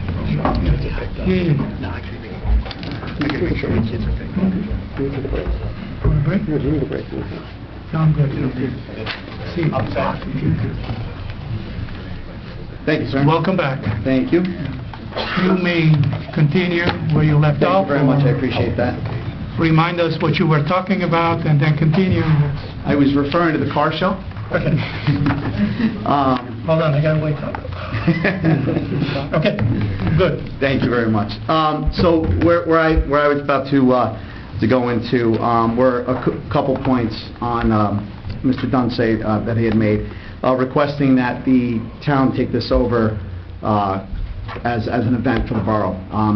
I seem to have noticed that it is a privately funded nonprofit organization that is providing this, so I don't understand how that is something that the town could actually take over. I don't know. I don't personally have the answer to that question, so I would actually leave that to the mayor and council. I don't know if that's something that is even a possibility. On the ruts that actually Mrs. Cordwag even mentioned in her talk a few minutes ago, that is one of the biggest things that we are thinking of. She mentioned about rectifying with the grass from Victoria's nursery. It takes 7 days to grow. Fantastic. The ideas are good. We have camp 250 children the next day, Monday morning, in the park. That is our biggest concern. We also have environmental concern, grass, roots from the trees. As you guys have all been out into our park, the roots are very big for the trees that have matured. There have been recent plantings of new trees which have not been placed in the schematic here. And we've actually noted 2 areas that there are new trees that have been planted, and also a pathway that's not in the schematic, which is closest to the bottom or to the right of the pink area, all the way in the back by the handball court, which would reduce the area that cars would be able to be parked, according to Mr. Dunsey's schematic here. Oil and gas with the roots, the trees, obviously an environmental situation, putting cardboard under it. I know oil leaks right through that. I don't know about the cars, I'm not a mechanic. I do worry about that issue, and how are we going to rectify an environmental situation that we have by 9 o'clock the next morning. I would hate to be the person having to call and cancel camp for 250 kids. As a parent, I would be irate because of a car show the day before. Parents make plans for their children, and they paid for that. One of the other things that the biggest point that we have here is last year the Recreation Commission, the environmental or the car show group was asked to get together in a room, come to a compromise, come out of that room with an agreement. That happened. We were not happy having any cars in the park because that is our point. We do not want cars in the park, but we did come to an agreement. It was a mutual agreement that everybody left. And honestly, I can't believe we're here again a year later going back to that thing. A deal was made, and we should move on. It would be a shame if, you make a deal, you come to a compromise, and it changes again. Are we going to be back here next year if, again, we're forced by the mayor and council to sit down, come to another agreement? Are we going to have to put all this time again next year? Obviously, you guys have long meetings. We have places that we need to be. We shouldn't have to come and have to deal with this every single time a commission that's been appointed makes a decision for the best of our town, of our park, which is really the only reason we're here. We completely support it as is, but not to add extra cars or damage to our parks, and that's our biggest point here. Before I open it to questions to the councils, are there any other member of these two groups that wish to be heard? So we got the full picture. Anyone? Yeah, this is Carlo Rebozio. I'm part of the Recreation Commission as well. In addition to what Jimmy T has talked about, the safety concern with having vehicles in the park is a big issue as well. And Chief Caridi reviewed this last year, agreed that 10 cars on the pavement would be appropriate, would be able to be managed, but beyond that, didn't want to extend it beyond 10. Again, our position is that we'll agree to keep it with the 10 that was agreed to and approved by Chief Caridi for this year as well. Thank you. Thank you.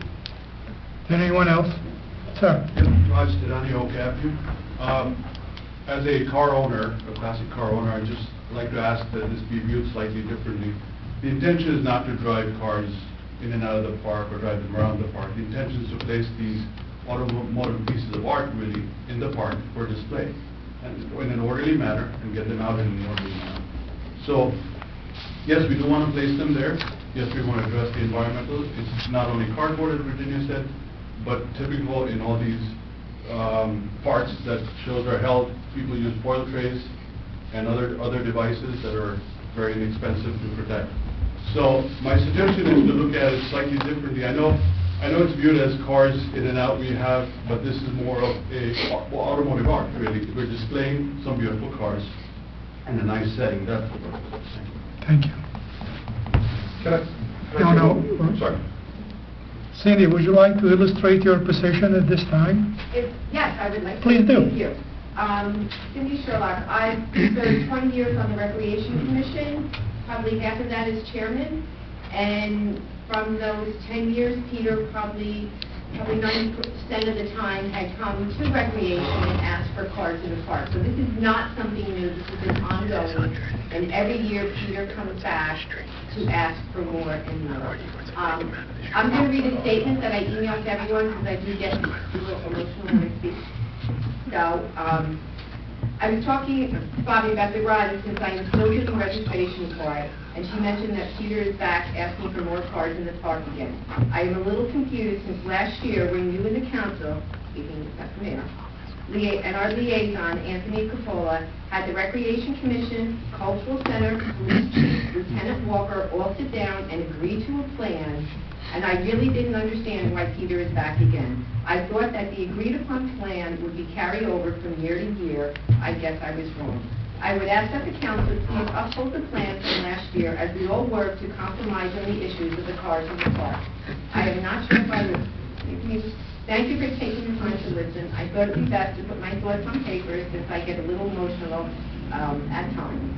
I care about the park and the work that the Recreation Commission has done over the years. We have worked hard for all the residents of River Edge for them to enjoy our town. And I just want to say, it is a wonderful car show, and we have told Peter that and the Cultural Center. We just feel with putting that many cars, he's just outgrowing the space, that there might be another spot for him to go. It's a passive park. It's for residents. It's not to have the cars. And our biggest concern, as Jimmy Teenan has said, is the damage to the park, but it's also for the safety of the residents. And that's why last year the mayor and the council asked us, had us sit down in a room and come to this conclusion. And I just ask you to uphold it so we're not here again next year, which we will be. Thank you. Thank you. Point of clarification. Mr. Dunze, last year, how many cars total participated in the show? 199. And 10 of them were in the park, located in the park? Yes. And is the 150 in addition to the potential 199, or are you removing some of the cars, or do you want to take some of the cars off the street and now put them in the park? Are you increasing now almost double the amount of cars, or is it the same amount of cars but you just want to relocate them to another area. Because I don't think that has been confirmed, whether this is an increase in the amount of cars, or it's the same amount of cars, but you're just now shifting them into the park. Okay. We do an early registration to encourage people to sign up early so that we can get an index of what we can expect. And we don't know from year to year what we really might get. We prepare for 225 cars in anticipation. The weather is a factor, the weather preceding and the weeks before. If people have foregone going to car shows they want to go, if it rained, they may come to our car show. If they've already gone to car shows, they may not come to our car show. So we don't have any control over the number of people that may opt to want to come to the show. Capacity-wise, though, we plan around 225, and if we ever exceed it, and we came to that, we just close the gate. Sorry, that's the way it is. However, the library we've used the library parking lot, and that area is significantly removed from the balance of the centroid of the show. We also use the area up the hill towards Fifth, up beyond Millbrook. That is awkward for everybody involved. We're trying to get the show to come together in a closer proximity to everybody.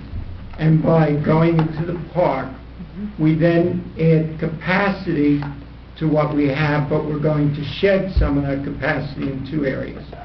The first would be in the library parking lot. That area would be made available to visitors to the show because the police restrict parking in the area of the show so that emergency vehicles can get by, which means that people who come to the show sometimes have to walk blocks in order to get there. By having the library parking lot come available, then that makes it easier for visitors coming to the show to be there. There are numerous people that came that got parking tickets, and perhaps if they had a place to park, they shouldn't have parked where they parked. There's no excuse for that. But it just shows that we're trying to address so people can come to the show, enjoy it, and park there without any problems. So you're going up the street on the neighbors above Millbrook are impacted. We really don't want to impact them up there. We want them to have the use of the street if possible. That area will become the overflow, but the capacity by increasing going to the park would probably mean that we would not have to use that area. In order to communicate with people, we use the public address system. The public address system works best if it's in a confined area. If we're scattered over a large area, it's hard to control the sound that we're not impacting the neighborhood and still communicate with everybody. So to answer your question, our capacity would remain at 225. We are trading off to take care of what we would pull out of the parking lot of the library and up the hill on Continental. That's all. Thank you. Just wasn't clear. Can I ask a question just in regards to that part? During our Recreation Commission meeting when we spoke with Mr. Dunsey initially, my question to him was about cars parking, and he had said to me that there may be, in fact, not that many people wanting to park under the trees because of the damage that the trees might cause to the cars. So I asked if there was a contingency for not many people wanting to park in the park at all because they don't really know. And he said, well, then they would use that parking that they had over at the library. But if we're not planning on using the parking at the library, how are we at the last minute and you're going to make that available for people to park, or if it's not close? I don't understand. The planning does not seem to be there, in my opinion, to go back and forth whether people at the last minute don't want to park in the park and go back and use the library lot. So that planning's not there. I'm still speaking, sir. Finish, please. Still speaking. I'll take care of that. Thank you. I also asked about the noise. I asked if there had been any noise complaints in the past because he brought up the fact of the sound system, not upsetting the neighbors or anything, and to which he said that there were no noise issues. So I don't understand, why we bring up the possibility of upsetting the neighbors or anything. If this has been going on for 20 years, and we haven't had that issue. So I don't understand why we need to even change things because of the noise if people haven't been complaining as a reason to move certain things. So I brought that point up as well. I mean, we really didn't come out there. So I really don't think that's a feasible answer on that situation. Peter, I'm going to allow you a rebuttal, and then I'm opening up to the council for comments. In regard to the communication, we try not to do our best to offend the neighbors. As a result, the penalty has been that people that are up the hill don't always get to hear the messages. We have people that have missed awards ceremonies. Last year, we accelerated the time of the awards because the weather was looking threatening, and we didn't want to take a chance that it would start to rain. So we moved the time up. For people up the hill, even though we were trying to get the message out, they weren't getting the message. And what could we do? If we blasted it louder, then we would have gotten complaints. So we did it in a way not to. We're trying not to get into that situation. In regard to the sound system, we've worked out a system that works with wireless communication and select cable, so that we can jump the street, if you will, and cover both sides with one source of the sound system. It's a big investment for us, but we're willing to do it, and indeed we've even offered that we would share it in the future with the borough for the benefit of everybody. Everything that the car show and the cultural center has done in the long run has been to the benefit of the town. One side thing, I really am a little bit upset that in the numerous references, and even tonight, it has been referred to as Peter Dunsey. This is not Peter Dunsey's show. This is a show that's put on by the Cultural Center and the Car Show Committee. And those people work all year long, not just this time of year. We put this application in January. It's come to now. I've asked for the minutes of the meeting of rec. To my knowledge, they don't exist for March the 18th.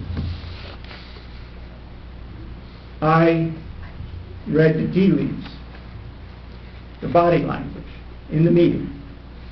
When we walked out of the meeting, we knew that the answer was going to be that they were going to offer the same thing that we had last year. Apparently, they had made up their mind before we walked in the room. It wasn't like it was an open discussion and people had their ears open, willing to listen. No. There were numerous comments that were made, some of them bordering on, this is not friendly. They had made up their mind, they listened, they asked numerous questions that addressed the question of being on the grass. But they'd already made up their mind. That's your perception. No, you can listen to the recording. You're making And in this the statement. recording, they have... You're making this statement based on what? Listening to what happened in the meeting. Through the recording. Through the recording. Thank you. People have said that they're going to do the same thing that they did last year, before we entered the room. Thank you. I needed to clarify that. Okay? After we left the room, there was a formal vote taken within approximately 2 minutes of leaving the room. Okay? We could have been present for the vote, but they chose, they asked us to leave. Okay, fine. No problem with this. This is not very above board, We are here to be for everybody's benefit. And any question that they brought up, we've tried to address. And we've always honored our commitments for 20 years. And this would be no different. We have the resources. We have a staff of 24 people. We have outside resources willing to come in and help. such as Virginia had suggested, and the landscape that we lined up. We don't treat this lightly. We want to do this again in the future, but the only way we can do it is to demonstrate it the first time that we can do it very well. And I think everybody will be very pleased in the end of the product we have to bring.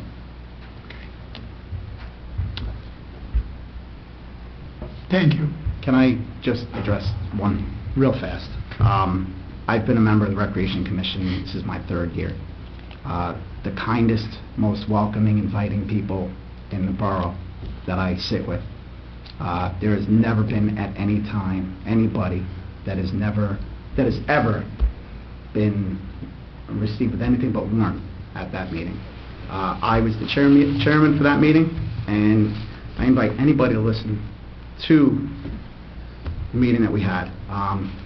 We applaud the Cultural Commission in what they do. Absolutely. We applaud the car show. Never at any time where there's anything unfriendly. And we started our meeting out applauding what the commission does. So I just really need that. Now The point needs to come across. you understand Absolutely. the method to my madness in asking that question. Absolutely. Okay, Thank so you. we're done. Let's open it up to comments or questions by my fellow council people. We'll start with Kathleen.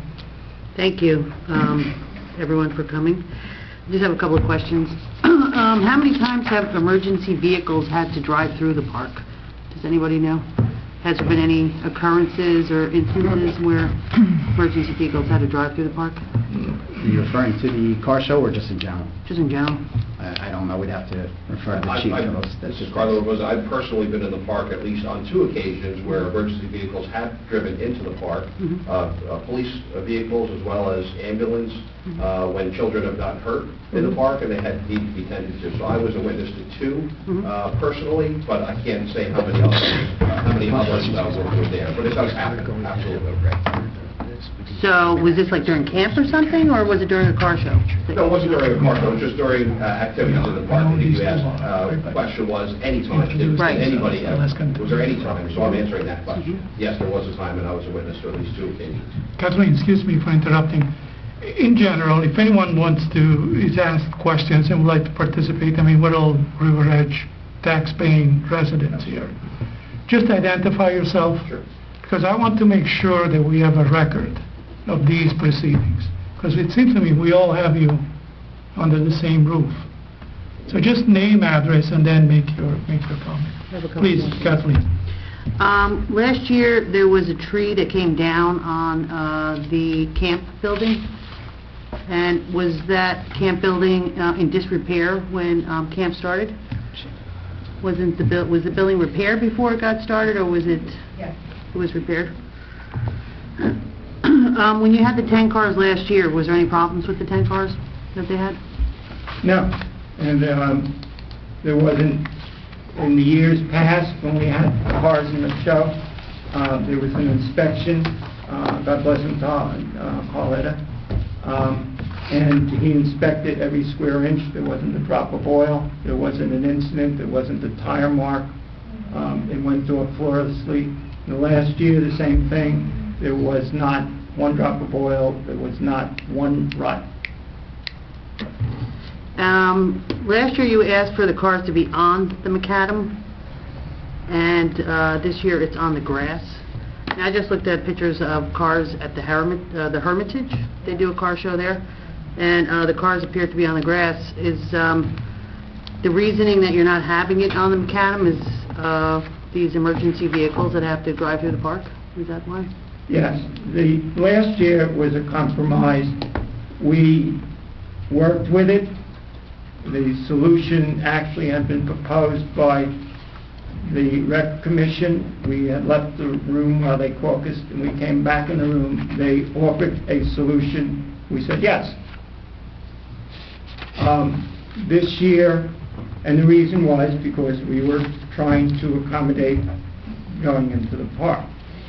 The show at the Hermitage, at the Blauvelt, at Overpeck, Pebble Beach was mentioned. There are numerous car shows all over the United States, and they don't have a one-time event. They have them year after year after year. Here, we addressed the emergency vehicle access first. We made that on here. This is what you see in the orange. The green is the area that we're asking for to have the cars. That means that instead of the cars being a way of emergency access, they're actually making a path for the emergency access. I mean, I just can't believe we're back here again. It's incredible. I mean, there can be no movement on either side to, like, you know, if you think like 10 cars is like a, you know, a compromise, it's not really that much of a compromise. But that's a compromise that was agreed upon last year, and my question is exactly the same. I can't believe we're back here again. We made a compromise. We came to an agreement. It's open to the council now. I had it for the public. I'll open again for the public. Council. Councilman Kathleen? I'll come back again. Go ahead. Capola. Councilman Thank you. Capola.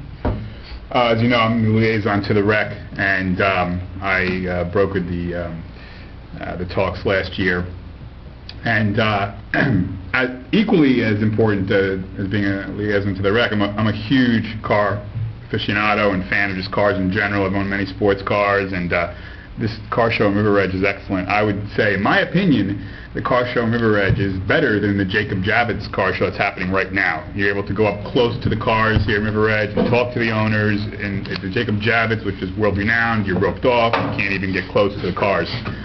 So the car show here at River Edge, they do an amazing job. It's one of my favorite shows. I've been to the car show here every single year. I've been a resident, except for one 3 years ago. So the Cultural Center and the car show, they do an amazing job, and I'll be here this year. And whether the cars are allowed in the park fully or not, I'm going to go to the car show. I'm a car fan. I have one bone of contention, and I've already made it public. It's no secret. You know, it's a this decision and situation. I said to myself, well, what would I do if I was in charge of the car show, or I wanted something to do with the Cultural Center or the Rec Commission? I would approach the Cultural Center, or I would approach the Rec Commission. I'd plead my case, make my case. If the Cultural Center gave me their decision and I agree with it or don't agree with it, I take my decision and that's it. Or vice versa. If I have an issue with the Rec, I would approach the Rec. They tell me yes, awesome. They tell me no, I'd be upset, but that's it. I just honor their jurisdiction. And that's my problem, that's my issue, is I think I take a little different angle on it. The mayor and council, technically I guess we can address this and make a decision. I'm not in favor of that. I believe this is something for the boots on the ground, and that would be the Rec Commission. The Rec takes care of that portion of land, the park. That's something between the Rec Commission and the Cultural Center. I don't think it's up to the mayor and council to descend from on high, make our decision, and then go back and ascend, because that's the Rec Commission's jurisdiction and the Cultural Center. They should be able to handle that. And again, I'm all about the jurisdiction. You approach the Rec Commission, they make their decision, done. You like it, you don't like it, that's my only bone of contention that I have. So just respecting, again, the jurisdiction. If I had an issue, I wanted something in the car show, I would approach the Cultural Center. They tell me no, it's no, that's it. I might not like it, vice versa for the Rec. So that's where I stand on it, and I don't think the mayor and council should have anything to do with it, really. But here we are, so I know. Anyone else? Alan? Thank you. Thank you both for appearing and all the hard work that both groups have put into this discussion last year and this year. My question is, will the Cultural Center have a contingency plan if the weather leading up to, if you were granted this, what is the contingency plan the Cultural Center has if the weather leading up to this event is poor or deteriorating, to keep any ruts or anything to a minimum, and what's your plan? What's the Our Cultural Center concern is the same as everybody. If the situation was there, it rained before the show, and we create a condition that it would lead to making ruts, we would not bring cars in on the grass. We would put the cars out there, and unfortunately, we would have to use the library parking lot, which we were hoping could be made available to everybody, and we'd have to go back to the way we were. We have also requested the cul-de-sacs, but that's really a last resort situation that we don't want to have to go to because it's so far removed from everything, quite frankly. Our first concern is long range, that we demonstrate that what we're able to do there is a very fine car show with an improvement, a net improvement to the park when everything's said and done. The winter was not kind to the park this year. And there are ruts there now that existed from 3 years ago. There's grass that hasn't grown there in numerous years. Just doesn't. We're prepared to rectify that situation by doing that. Whatever real estate that we're given permission to use, that's going to be an area that's going to be improved. Not just clean, not just rut-free, but the way it should be, with real grass, rutless. Not like what we see there today. Ed? This was the original plan you submitted to the Rec Commission, Yes. and this is the plan you're presenting tonight. Right, there's been an evolution due to the various Yes, conversations. so it is different. So originally, this one would shows a lot more potential use of the grass, and you had the vendors in the middle, and then you had food vendor looks over by the gazebo area. Yes. Now you're showing vendors all basically on the south side of the park here. Does the Rec Commission have any concerns with having the vendors on the grass part? They even suggest... I'm asking the Rec Commission, do they have a... As long as they're not in vehicles now. There's no scale on this, but when I'm scaling it out, I can't see how you get 150 cars on the grass anyway. It's... If you allot... The number went down to 82. 88. 88. Thank you. 88. I'm thinking of maximum maybe 65 if you put them equivalent to a parking space, scaling it. But, I see the Rec Commission's concerns, and I think basically is, they came to a compromise, they thought they had a deal which may go forward, and then every year it's going to be more and more and more, and they're not going to know where to draw the line. I think there is room for compromise. I mean, why would you not say something like, all right, we're going to give you 10 cars. If they're not on the pavement, you have this space basically along where the vendors are. If it's scaling about 85 by 25, you might be able to get 8 cars there. One localized area, see how it works. If it works out, then maybe you get more. I think cars all over the park, I can understand the Rec Commission's concern, and I don't know if I'd be in favor of that. But in exploring compromise, if you took one isolated area and tried 8 or 10 cars, total, either there or there, I think that would be a good way forward. We're already there, though.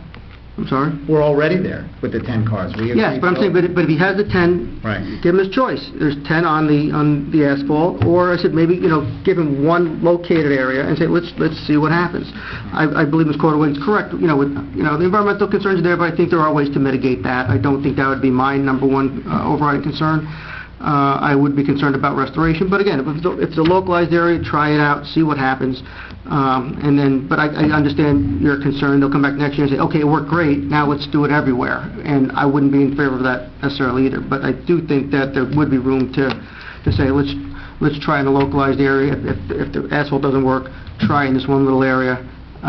If not, to me, I would, to echo what Councilman Capola said, I think it's something that the Rec Commission should work out with the Cultural Center.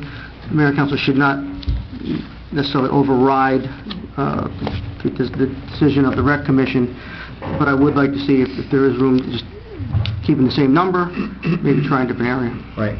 Now, what they came up with that, though, was with the police chief, including for safety issues. Yes. So, that was also, so they've already met and gone over those points last year. And that's the whole point here, where they sat down, they had a working meeting, people were there, they put input from all sides, and I don't want to, and I don't even want to say sides, because we're not at that point. That's what I'm saying. I said, Yeah. I'm going with the spirit of Right. last year's compromise, Yeah. but let's see, if it's not the asphalt, let's try part and see what happens. I'm not looking to significantly increase the number of cars, but I can understand that, just because if it does turn out to work out well, doesn't mean you have free rein to proliferate the whole park next year.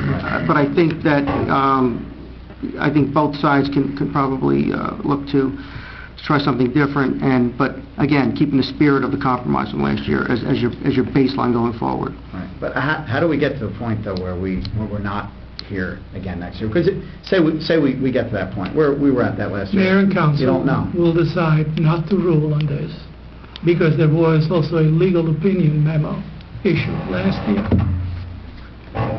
And simply, it's like a nolo contendere. We don't, you guys are big boys, you all live in the same town, work it out. Don't force us to make a decision. We're really not looking forward to that. Not because we're afraid to say yes or no, but because in this case, we believe you really need to do a better effort than to take opposite side positions and say it's this or nothing. So, and this is not a cop-out on our part.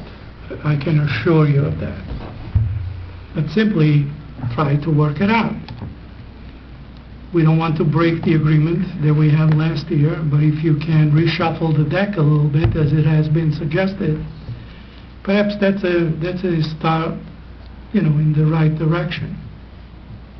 I mean, we can't go back and say, well, we approved last year, we're going to disapprove because, in my opinion, because this year we're hearing new arguments. We're not hearing new arguments. So to the people of the Cultural Center, I am hearing the same exact presentation that I did last year, that brought us down to the pathetic 10 cars number. Are there any other comments? Yes. Yes. Tom, please. Okay. I see this as a simple argument, the same as Councilman Coppola sees it. The question is there grounds for council action? Is there grounds for the council to override the rec commission? And I simply don't see grounds for us to act. And without substantive arguments that says that the commission acted inappropriately, it doesn't appear they did. Look, it appears they followed due process. Whether their minds were closed or not is not a matter for us to consider, unless there was some sort of collusion or some sort of dishonorable behavior, which I don't believe that occurred, nor do I believe that that's been proved. So I would have to tell you that right now I would vote no for the council to take any action as suggested or requested. Do I think that there's room for the rec commission to be a little bit more flexible, as Councilman Mignon suggested and Councilman Aquafreda? Yes. But ultimately, it is in the commission's purview to say no. And they have that right, and I don't find any grounds for us to do more. Unless there can be made a new argument or a more substantive argument, I see this as an area that we just should not delve into as a council, because there seems to be no wrongdoing and there hasn't been made a substantive argument for us to override the commission. Kathleen, no, Peter, let me give the floor to Kathleen, and then I'm sure we'll come back to you. So I just want to, my position is that I really, really wish that there had been some, like everyone just is like digging their heels in and that's it. It's either this or nothing, which, that just, it really, there has to be some way that we can work together. I think some of the, some of these arguments are maybe a little unfounded, that there's going to be all this kind of, what if this, what if that, what if this. I mean, I think it should be increased a little bit and tried and see how it goes. I did listen to and transcribe the tapes from last year, And I will say that some of the comments on the tapes were not very nice, and I do have those transcriptions. So, you know, just putting aside personal things that, for the betterment of the town and for these events, that we can work together. That's all we can ask. Can I just ask a question on that? Did you listen to the tapes from this year? I did not know. We're talking this 2015, we're not talking 2014. This was readdressed by this year's rec commission, and that's where we went. And like I said, I honestly feel that we were inviting and very kind and warm and friendly. You can listen to any comments, any minutes or whatever. That's not the case this year. We looked at a compromise that was put upon us. We asked, we worked it out, and that's where we are. We got to that point. I think we've been more than eloquent in explaining to you where we're coming from. Absolutely. So if you have to, please read between the lines. What can I tell you? Peter, your floor. Thank you. Peter Dancy, representing the cultural. Thank you for clarifying that. We are willing to compromise within reasonable bounds. The 10 cars last year didn't cut it.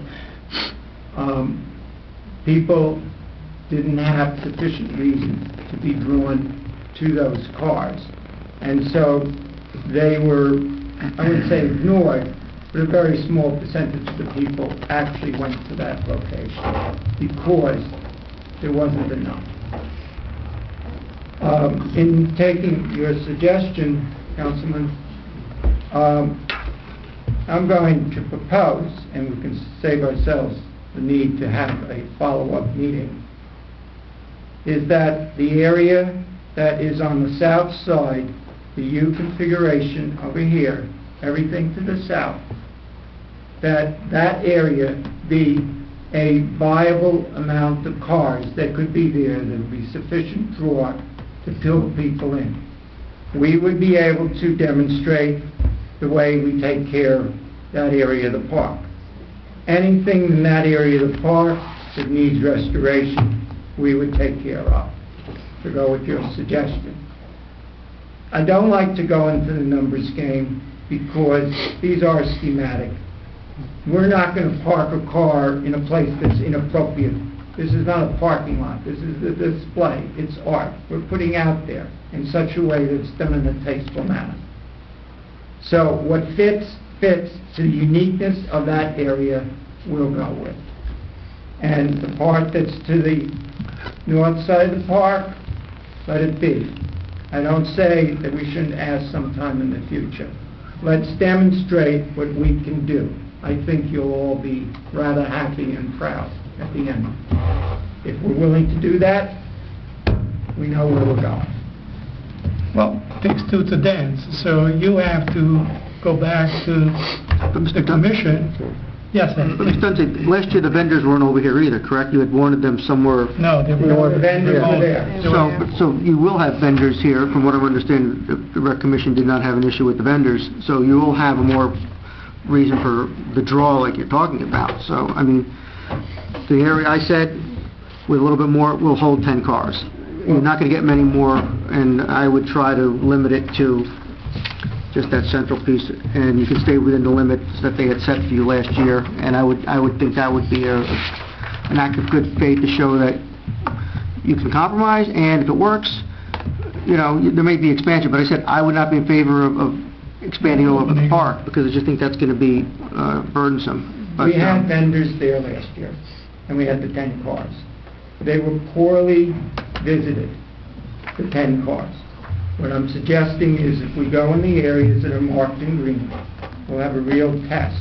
We have 10 cars and the vendors, we're going to have the same result. If we do this in this area, which is it's contiguous, with much better draw, and it'd be better. It'd be a real test of what we have here. And the other side of this is that we'll have a significant reduction in the need for the parking lot. for the library. Even using the area- Ultimately, I'd like to get that parking lot freed up, and it can't do it with 10 cars. But you're not going to get many more than 10. Even, I said, even assigning it the standard parking space area, which you need obviously to separate them, have people room to walk around, you'd only get maybe, you get 8, 9, 10, 11, 12, 13, 14. You know, is 14 going to be that much more attractive than 10? I don't know. But I mean, I would say to you, come out, walk the park with us, and you might change your mind. No, that's... So, the task at hand is for you, your entity, to seek another meeting with the rec commission and illustrate with numbers the solution. The rec commission may elect to see you or not to see you. So I'm asking, when could we meet? Well, don't do it here. I mean, You're all here now. Outside, I don't want to put the rec commission on the spot. Simply asking, when can we meet? Our May Ask meeting, him, our not May me. meeting, we would obviously absolutely give opportunity to Fine. speak to us. I only say May because we do have the River Edge Run, It's and our okay. April meeting is full of handwork. My last parting comment from an architectural landscaping point of view. We may have the opportunity to fix the grass. So please consider that if you're asked to make a change of venue and put the cars on the grass with the foils underneath and the cardboard. But I'm really curious to see the method described by Ms. Korteweg, how that may work on our park in July. So if it works, and it's not a capital expenditure anymore, we could do other things. And we have the help of the Cultural Center / Classic Car Committee to get it done. Just consider, that's all. I would ask that we would have a special meeting like we did last year. And, No. well, the problem is, waiting till May is procrastination and puts it off, and we need to do planning. When we go to talk to people... So why don't you guys elect a subcommittee that can meet and then bring the opinion back to the full committee, and in the meantime, the wheels start moving either way. What's the worst? Nothing changes. What's the best? The cars now are going to be on the grass. And maybe there is something for everyone else to gain because of your willingness to fix the grass. Whether it's going to get oil spots on it or not. So that's the win-win situation, in my opinion. You guys, that's it. Okay? Thank you. So thank you all for your time. Thank you. We'll move on. Does anybody need a 5-minute break? Okay, the chair Well, if we could just does. plow through, I can... The chair does, so if you want to continue the meeting. You can take a break. 5 minutes. I need a... Give me 50, I'll come out of the local Yeah, sure, we have the way here.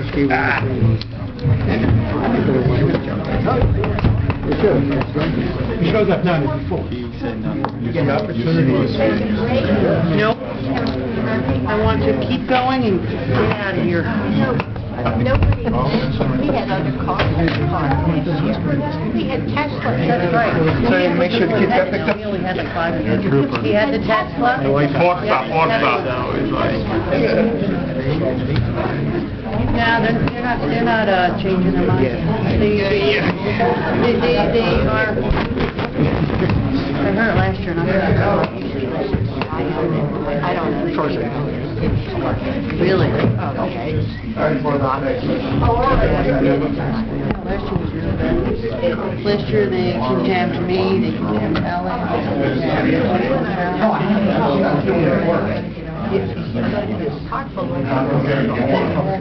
She's back here again.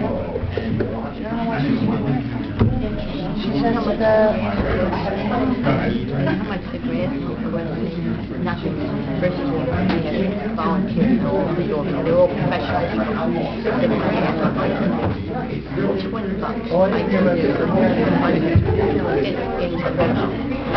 Had the Hermitage for your I'm a master gardener. You are. After their car show on the lawn, master gardener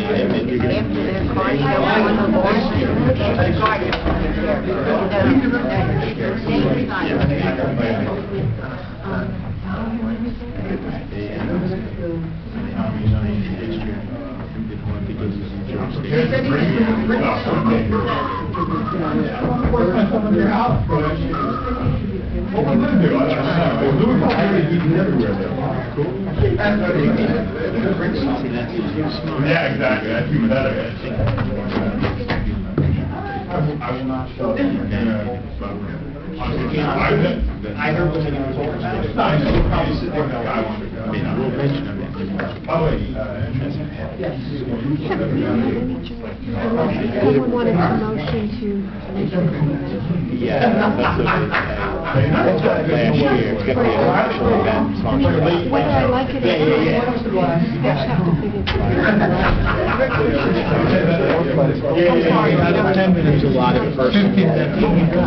Yeah. They don't like that. That's like, that's overriding it. Same to you. I went with my 91-year-old grandmother.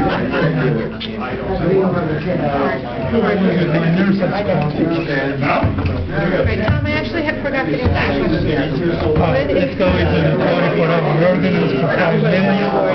Please give me Mr. Grasso is still here. They said they returned them to, is it maybe Bridget? They already returned it to Bridget. Okay. Every local. Yeah, oh, good, okay, that's the grant? Are they? If you want.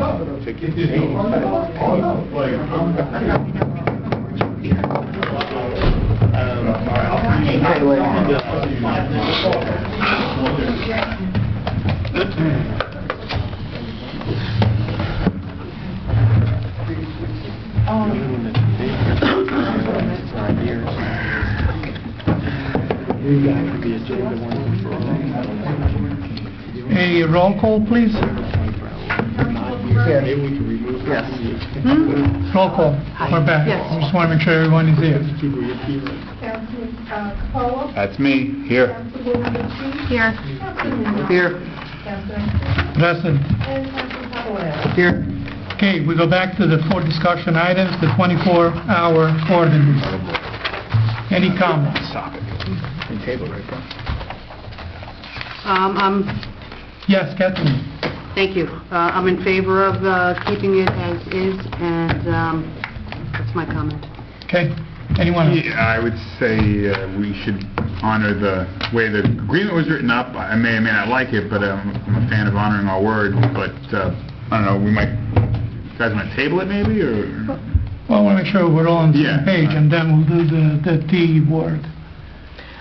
I also believe that we have an ordinance in place and we need to honor it for the business who received their approved site plan application. However, I am in favor of considering a change in public policy moving forward, but that we are not in a position to be able to make any change to affect that site plan application now. Ed? Yeah, I don't think at this moment I'm in favor of changing it. I would not be against looking at it to see if we want to be a little more tight on the types of businesses that it can apply to. The 200-foot rule that's proposed by the mayor, it's just not workable. It can't work. We're within 200 feet of everything, so that's not going to work. And if we want to limit it, like I've seen other ordinances, limit it to certain food-type establishments, things like that, I'd be willing to look into that, but as of now, I don't. Plus, I haven't seen an overriding issue, except the fact that apparently the mayor doesn't want 7-Eleven to change the rules. So that's what's driving this. So I would move the table at this time. Tom, any comments to offer us? I concur with everything that's been said. And likewise, I see no reason to change. But what is the council pleasure? Do you want to table this? I would time? table it. I would make a motion to table it at this time. Second. So table Kathleen, second Ed or Tom? Ed and Walter, so yeah. All in favor? Aye. Aye. That was you. Any abstention, any opposed? Okay, just to make sure. Riverside microsurfacing, Alan. I was asked to list this after we received a report from Tenafly regarding the performance of the microsurfacing in that town. The only thing I'd like to advise the council is that our numbers have already been submitted to the Riverside Cooperative. Bids will be received in the borough of Northfield on Tuesday, April 21st, and the ad appeared on April 3rd to the vendor. So our numbers are already in the bid document and out to bid, and the vendors are relying on those, putting their bids together. So, I mean, certainly if it's something you want to continue discussion on in the future, you know, that's fine, but I really don't see us changing the number that we're doing presently on what we're doing with it, the mill and pave, unless you want to add additional money somehow to address additional Alan, I don't think the council, I don't wish to speak for the council, but it's my sense that the council is not interested in revisiting this. This was something the mayor wanted to do, so.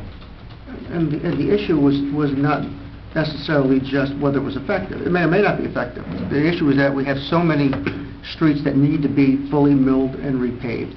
And now, we understand now, with Penny, River Edge Road, you know, we're spending appropriated $400,000. It's a lot of money, and we're still barely making a dent. And the one thing I would suggest, and maybe the Finance Committee can look at it, and with Alan, I know there are still some old paving ordinances, there may be some money's left. We can cobble together a little bit more, and maybe we can get Penny done, and maybe something smaller. But the microservicing, I just don't think that that's where we should be putting our money right now. Okay, so it's the council pleasure to table item 3 as well? Table. Move to table by Ed Mignon. Second. Second by Ellen Bastide. All in favor? Aye. Any opposed? Any abstained? Okay, last one. Proud to be stigma-free. Thank you. Ellen. Yep, I had asked that this be listed. Proud to be stigma-free, many of you may have seen in Paramus. It's a Bergen County initiative to raise awareness about mental health issues and remove the stigma of asking for help. The Board of Health supports this governing body passing a resolution, which a sample was attached in your packet, in support of this, and be able to build some mental health programming in the future. So I bring this to you with the support of the Board of Health to ask that I'm going to make a motion that we list a resolution in support of Proud to be Stigma-Free on an upcoming agenda, hopefully before or to coincide with Mental Health Awareness Month in May. Okay. So I've made a motion. Well, I would second that. Reviewed the information. I think it is a worthwhile effort. Yep. And it is personal also. I do have some personal issues on this, and I think that's reads the material. I'm in favor of it. And I would just add that our public health nurse is now certified in mental health training, and I think we'll be seeing some significant information coming out of our Board of Health of how they're going to provide some mental health programming for our residents. So we have a motion and a second. All in favor? Aye. Any opposed? Any abstained? Okay. Thank you. Now, Alan, work session consent agenda, the 2 items there are, the 1 item that's still open, the refund fees to Adesso Architecture. That was taken care of through... It was taken care of through the other one. Okay, thank you. That's where I was at. Excuse me, Vito. Yes, please. On the Borough Administrator, we didn't go over the HVAC report. We did. The chair asked that Yusuf Patel acknowledge or recommend a change in the thermostats. Sorry, I He approves of it. Yeah, Okay. I'll have to get that back too. Because it's still, I mean, whether you guys believe it or not, it still is design. It's his license. We're still having issues with the temperature and regulation? I can't say that we are. Have you tried the AC? Has that been? No, we haven't tried the AC yet. I still think there's issues with the balance. We were here for that meeting a couple weeks ago. We were having DPW negotiations, and we were going from in there to out here, and we'd come in 1 minute, it was 72, and you come back with cold. I still think there's issues with the balancing. So that's why they want to relocate some, or add some thermostats. Yes, well, they need to figure, Okay. and I don't believe it's an issue with the contractor. No, it's a manufacturing issue. A long time ago it became an issue. Mayor report, I really don't have one except to say thank you for for bearing with me. It's been a while that I didn't held the gavel in my hand. So thank you all for your patience. Unfinished business. Is there any item on this list that needs to be revisited? Kathleen? Sorry, I just had one thing. When I was going over the bills today, I was looking at our salt spending, and it looks like just from the bills this month, we had spent $53,169. That's correct. What had we budgeted for? About $42,000. Okay. And the budget amendment will add another $20,000 indirectly. I'm going to move salaries around, but that should cover it. Okay. Yeah, I was just wondering how much we had gone over. Yep. No, you're absolutely right. Okay, any other, Ellen? Just quickly, under complete streets, I know Councilman Aquafredo, who's the liaison to the planning board, had indicated to me that the complete streets checklist is now part of the site plan application of the planning board, so I want to recognize the efforts of the planning board to execute on that, and I think that's a positive step in the right direction, so. What we need now is a test case. Yep. Hopefully. So I think we should leave this on here because there are other complete streets programs. Any other comments? Okay, new business. Any new business? Kathleen? This could be either one, as far as the library roof, Alan. I know we did get some correspondence from Mr. Puliche, and do you have anything further to add to that? The contractor's mobilizing tomorrow. Okay, you wanna leave one of them? Project's beginning. Fantastic. Thank you. Hopefully it'll be done in time for the car show. You should put like all the garbage. Taking spaces from the library parking lot. Okay, we did the payment of the bill. Open this meeting to the public. Anyone in the public who wish to comment? We will promptly close the meeting to the public. Oh, wait a minute, somebody has to second this. Come on, Jack. Second. All in favor? Aye. Now, all in favor to close the meeting to the public? So moved. Second. No closed section items. And motion to adjourn. So moved. Second.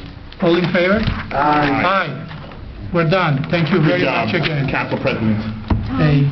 And I do hope Thank you that very much the again. car show and the Okay. cultural center can come to. Further information from the chief on the medicine. No. Coffee.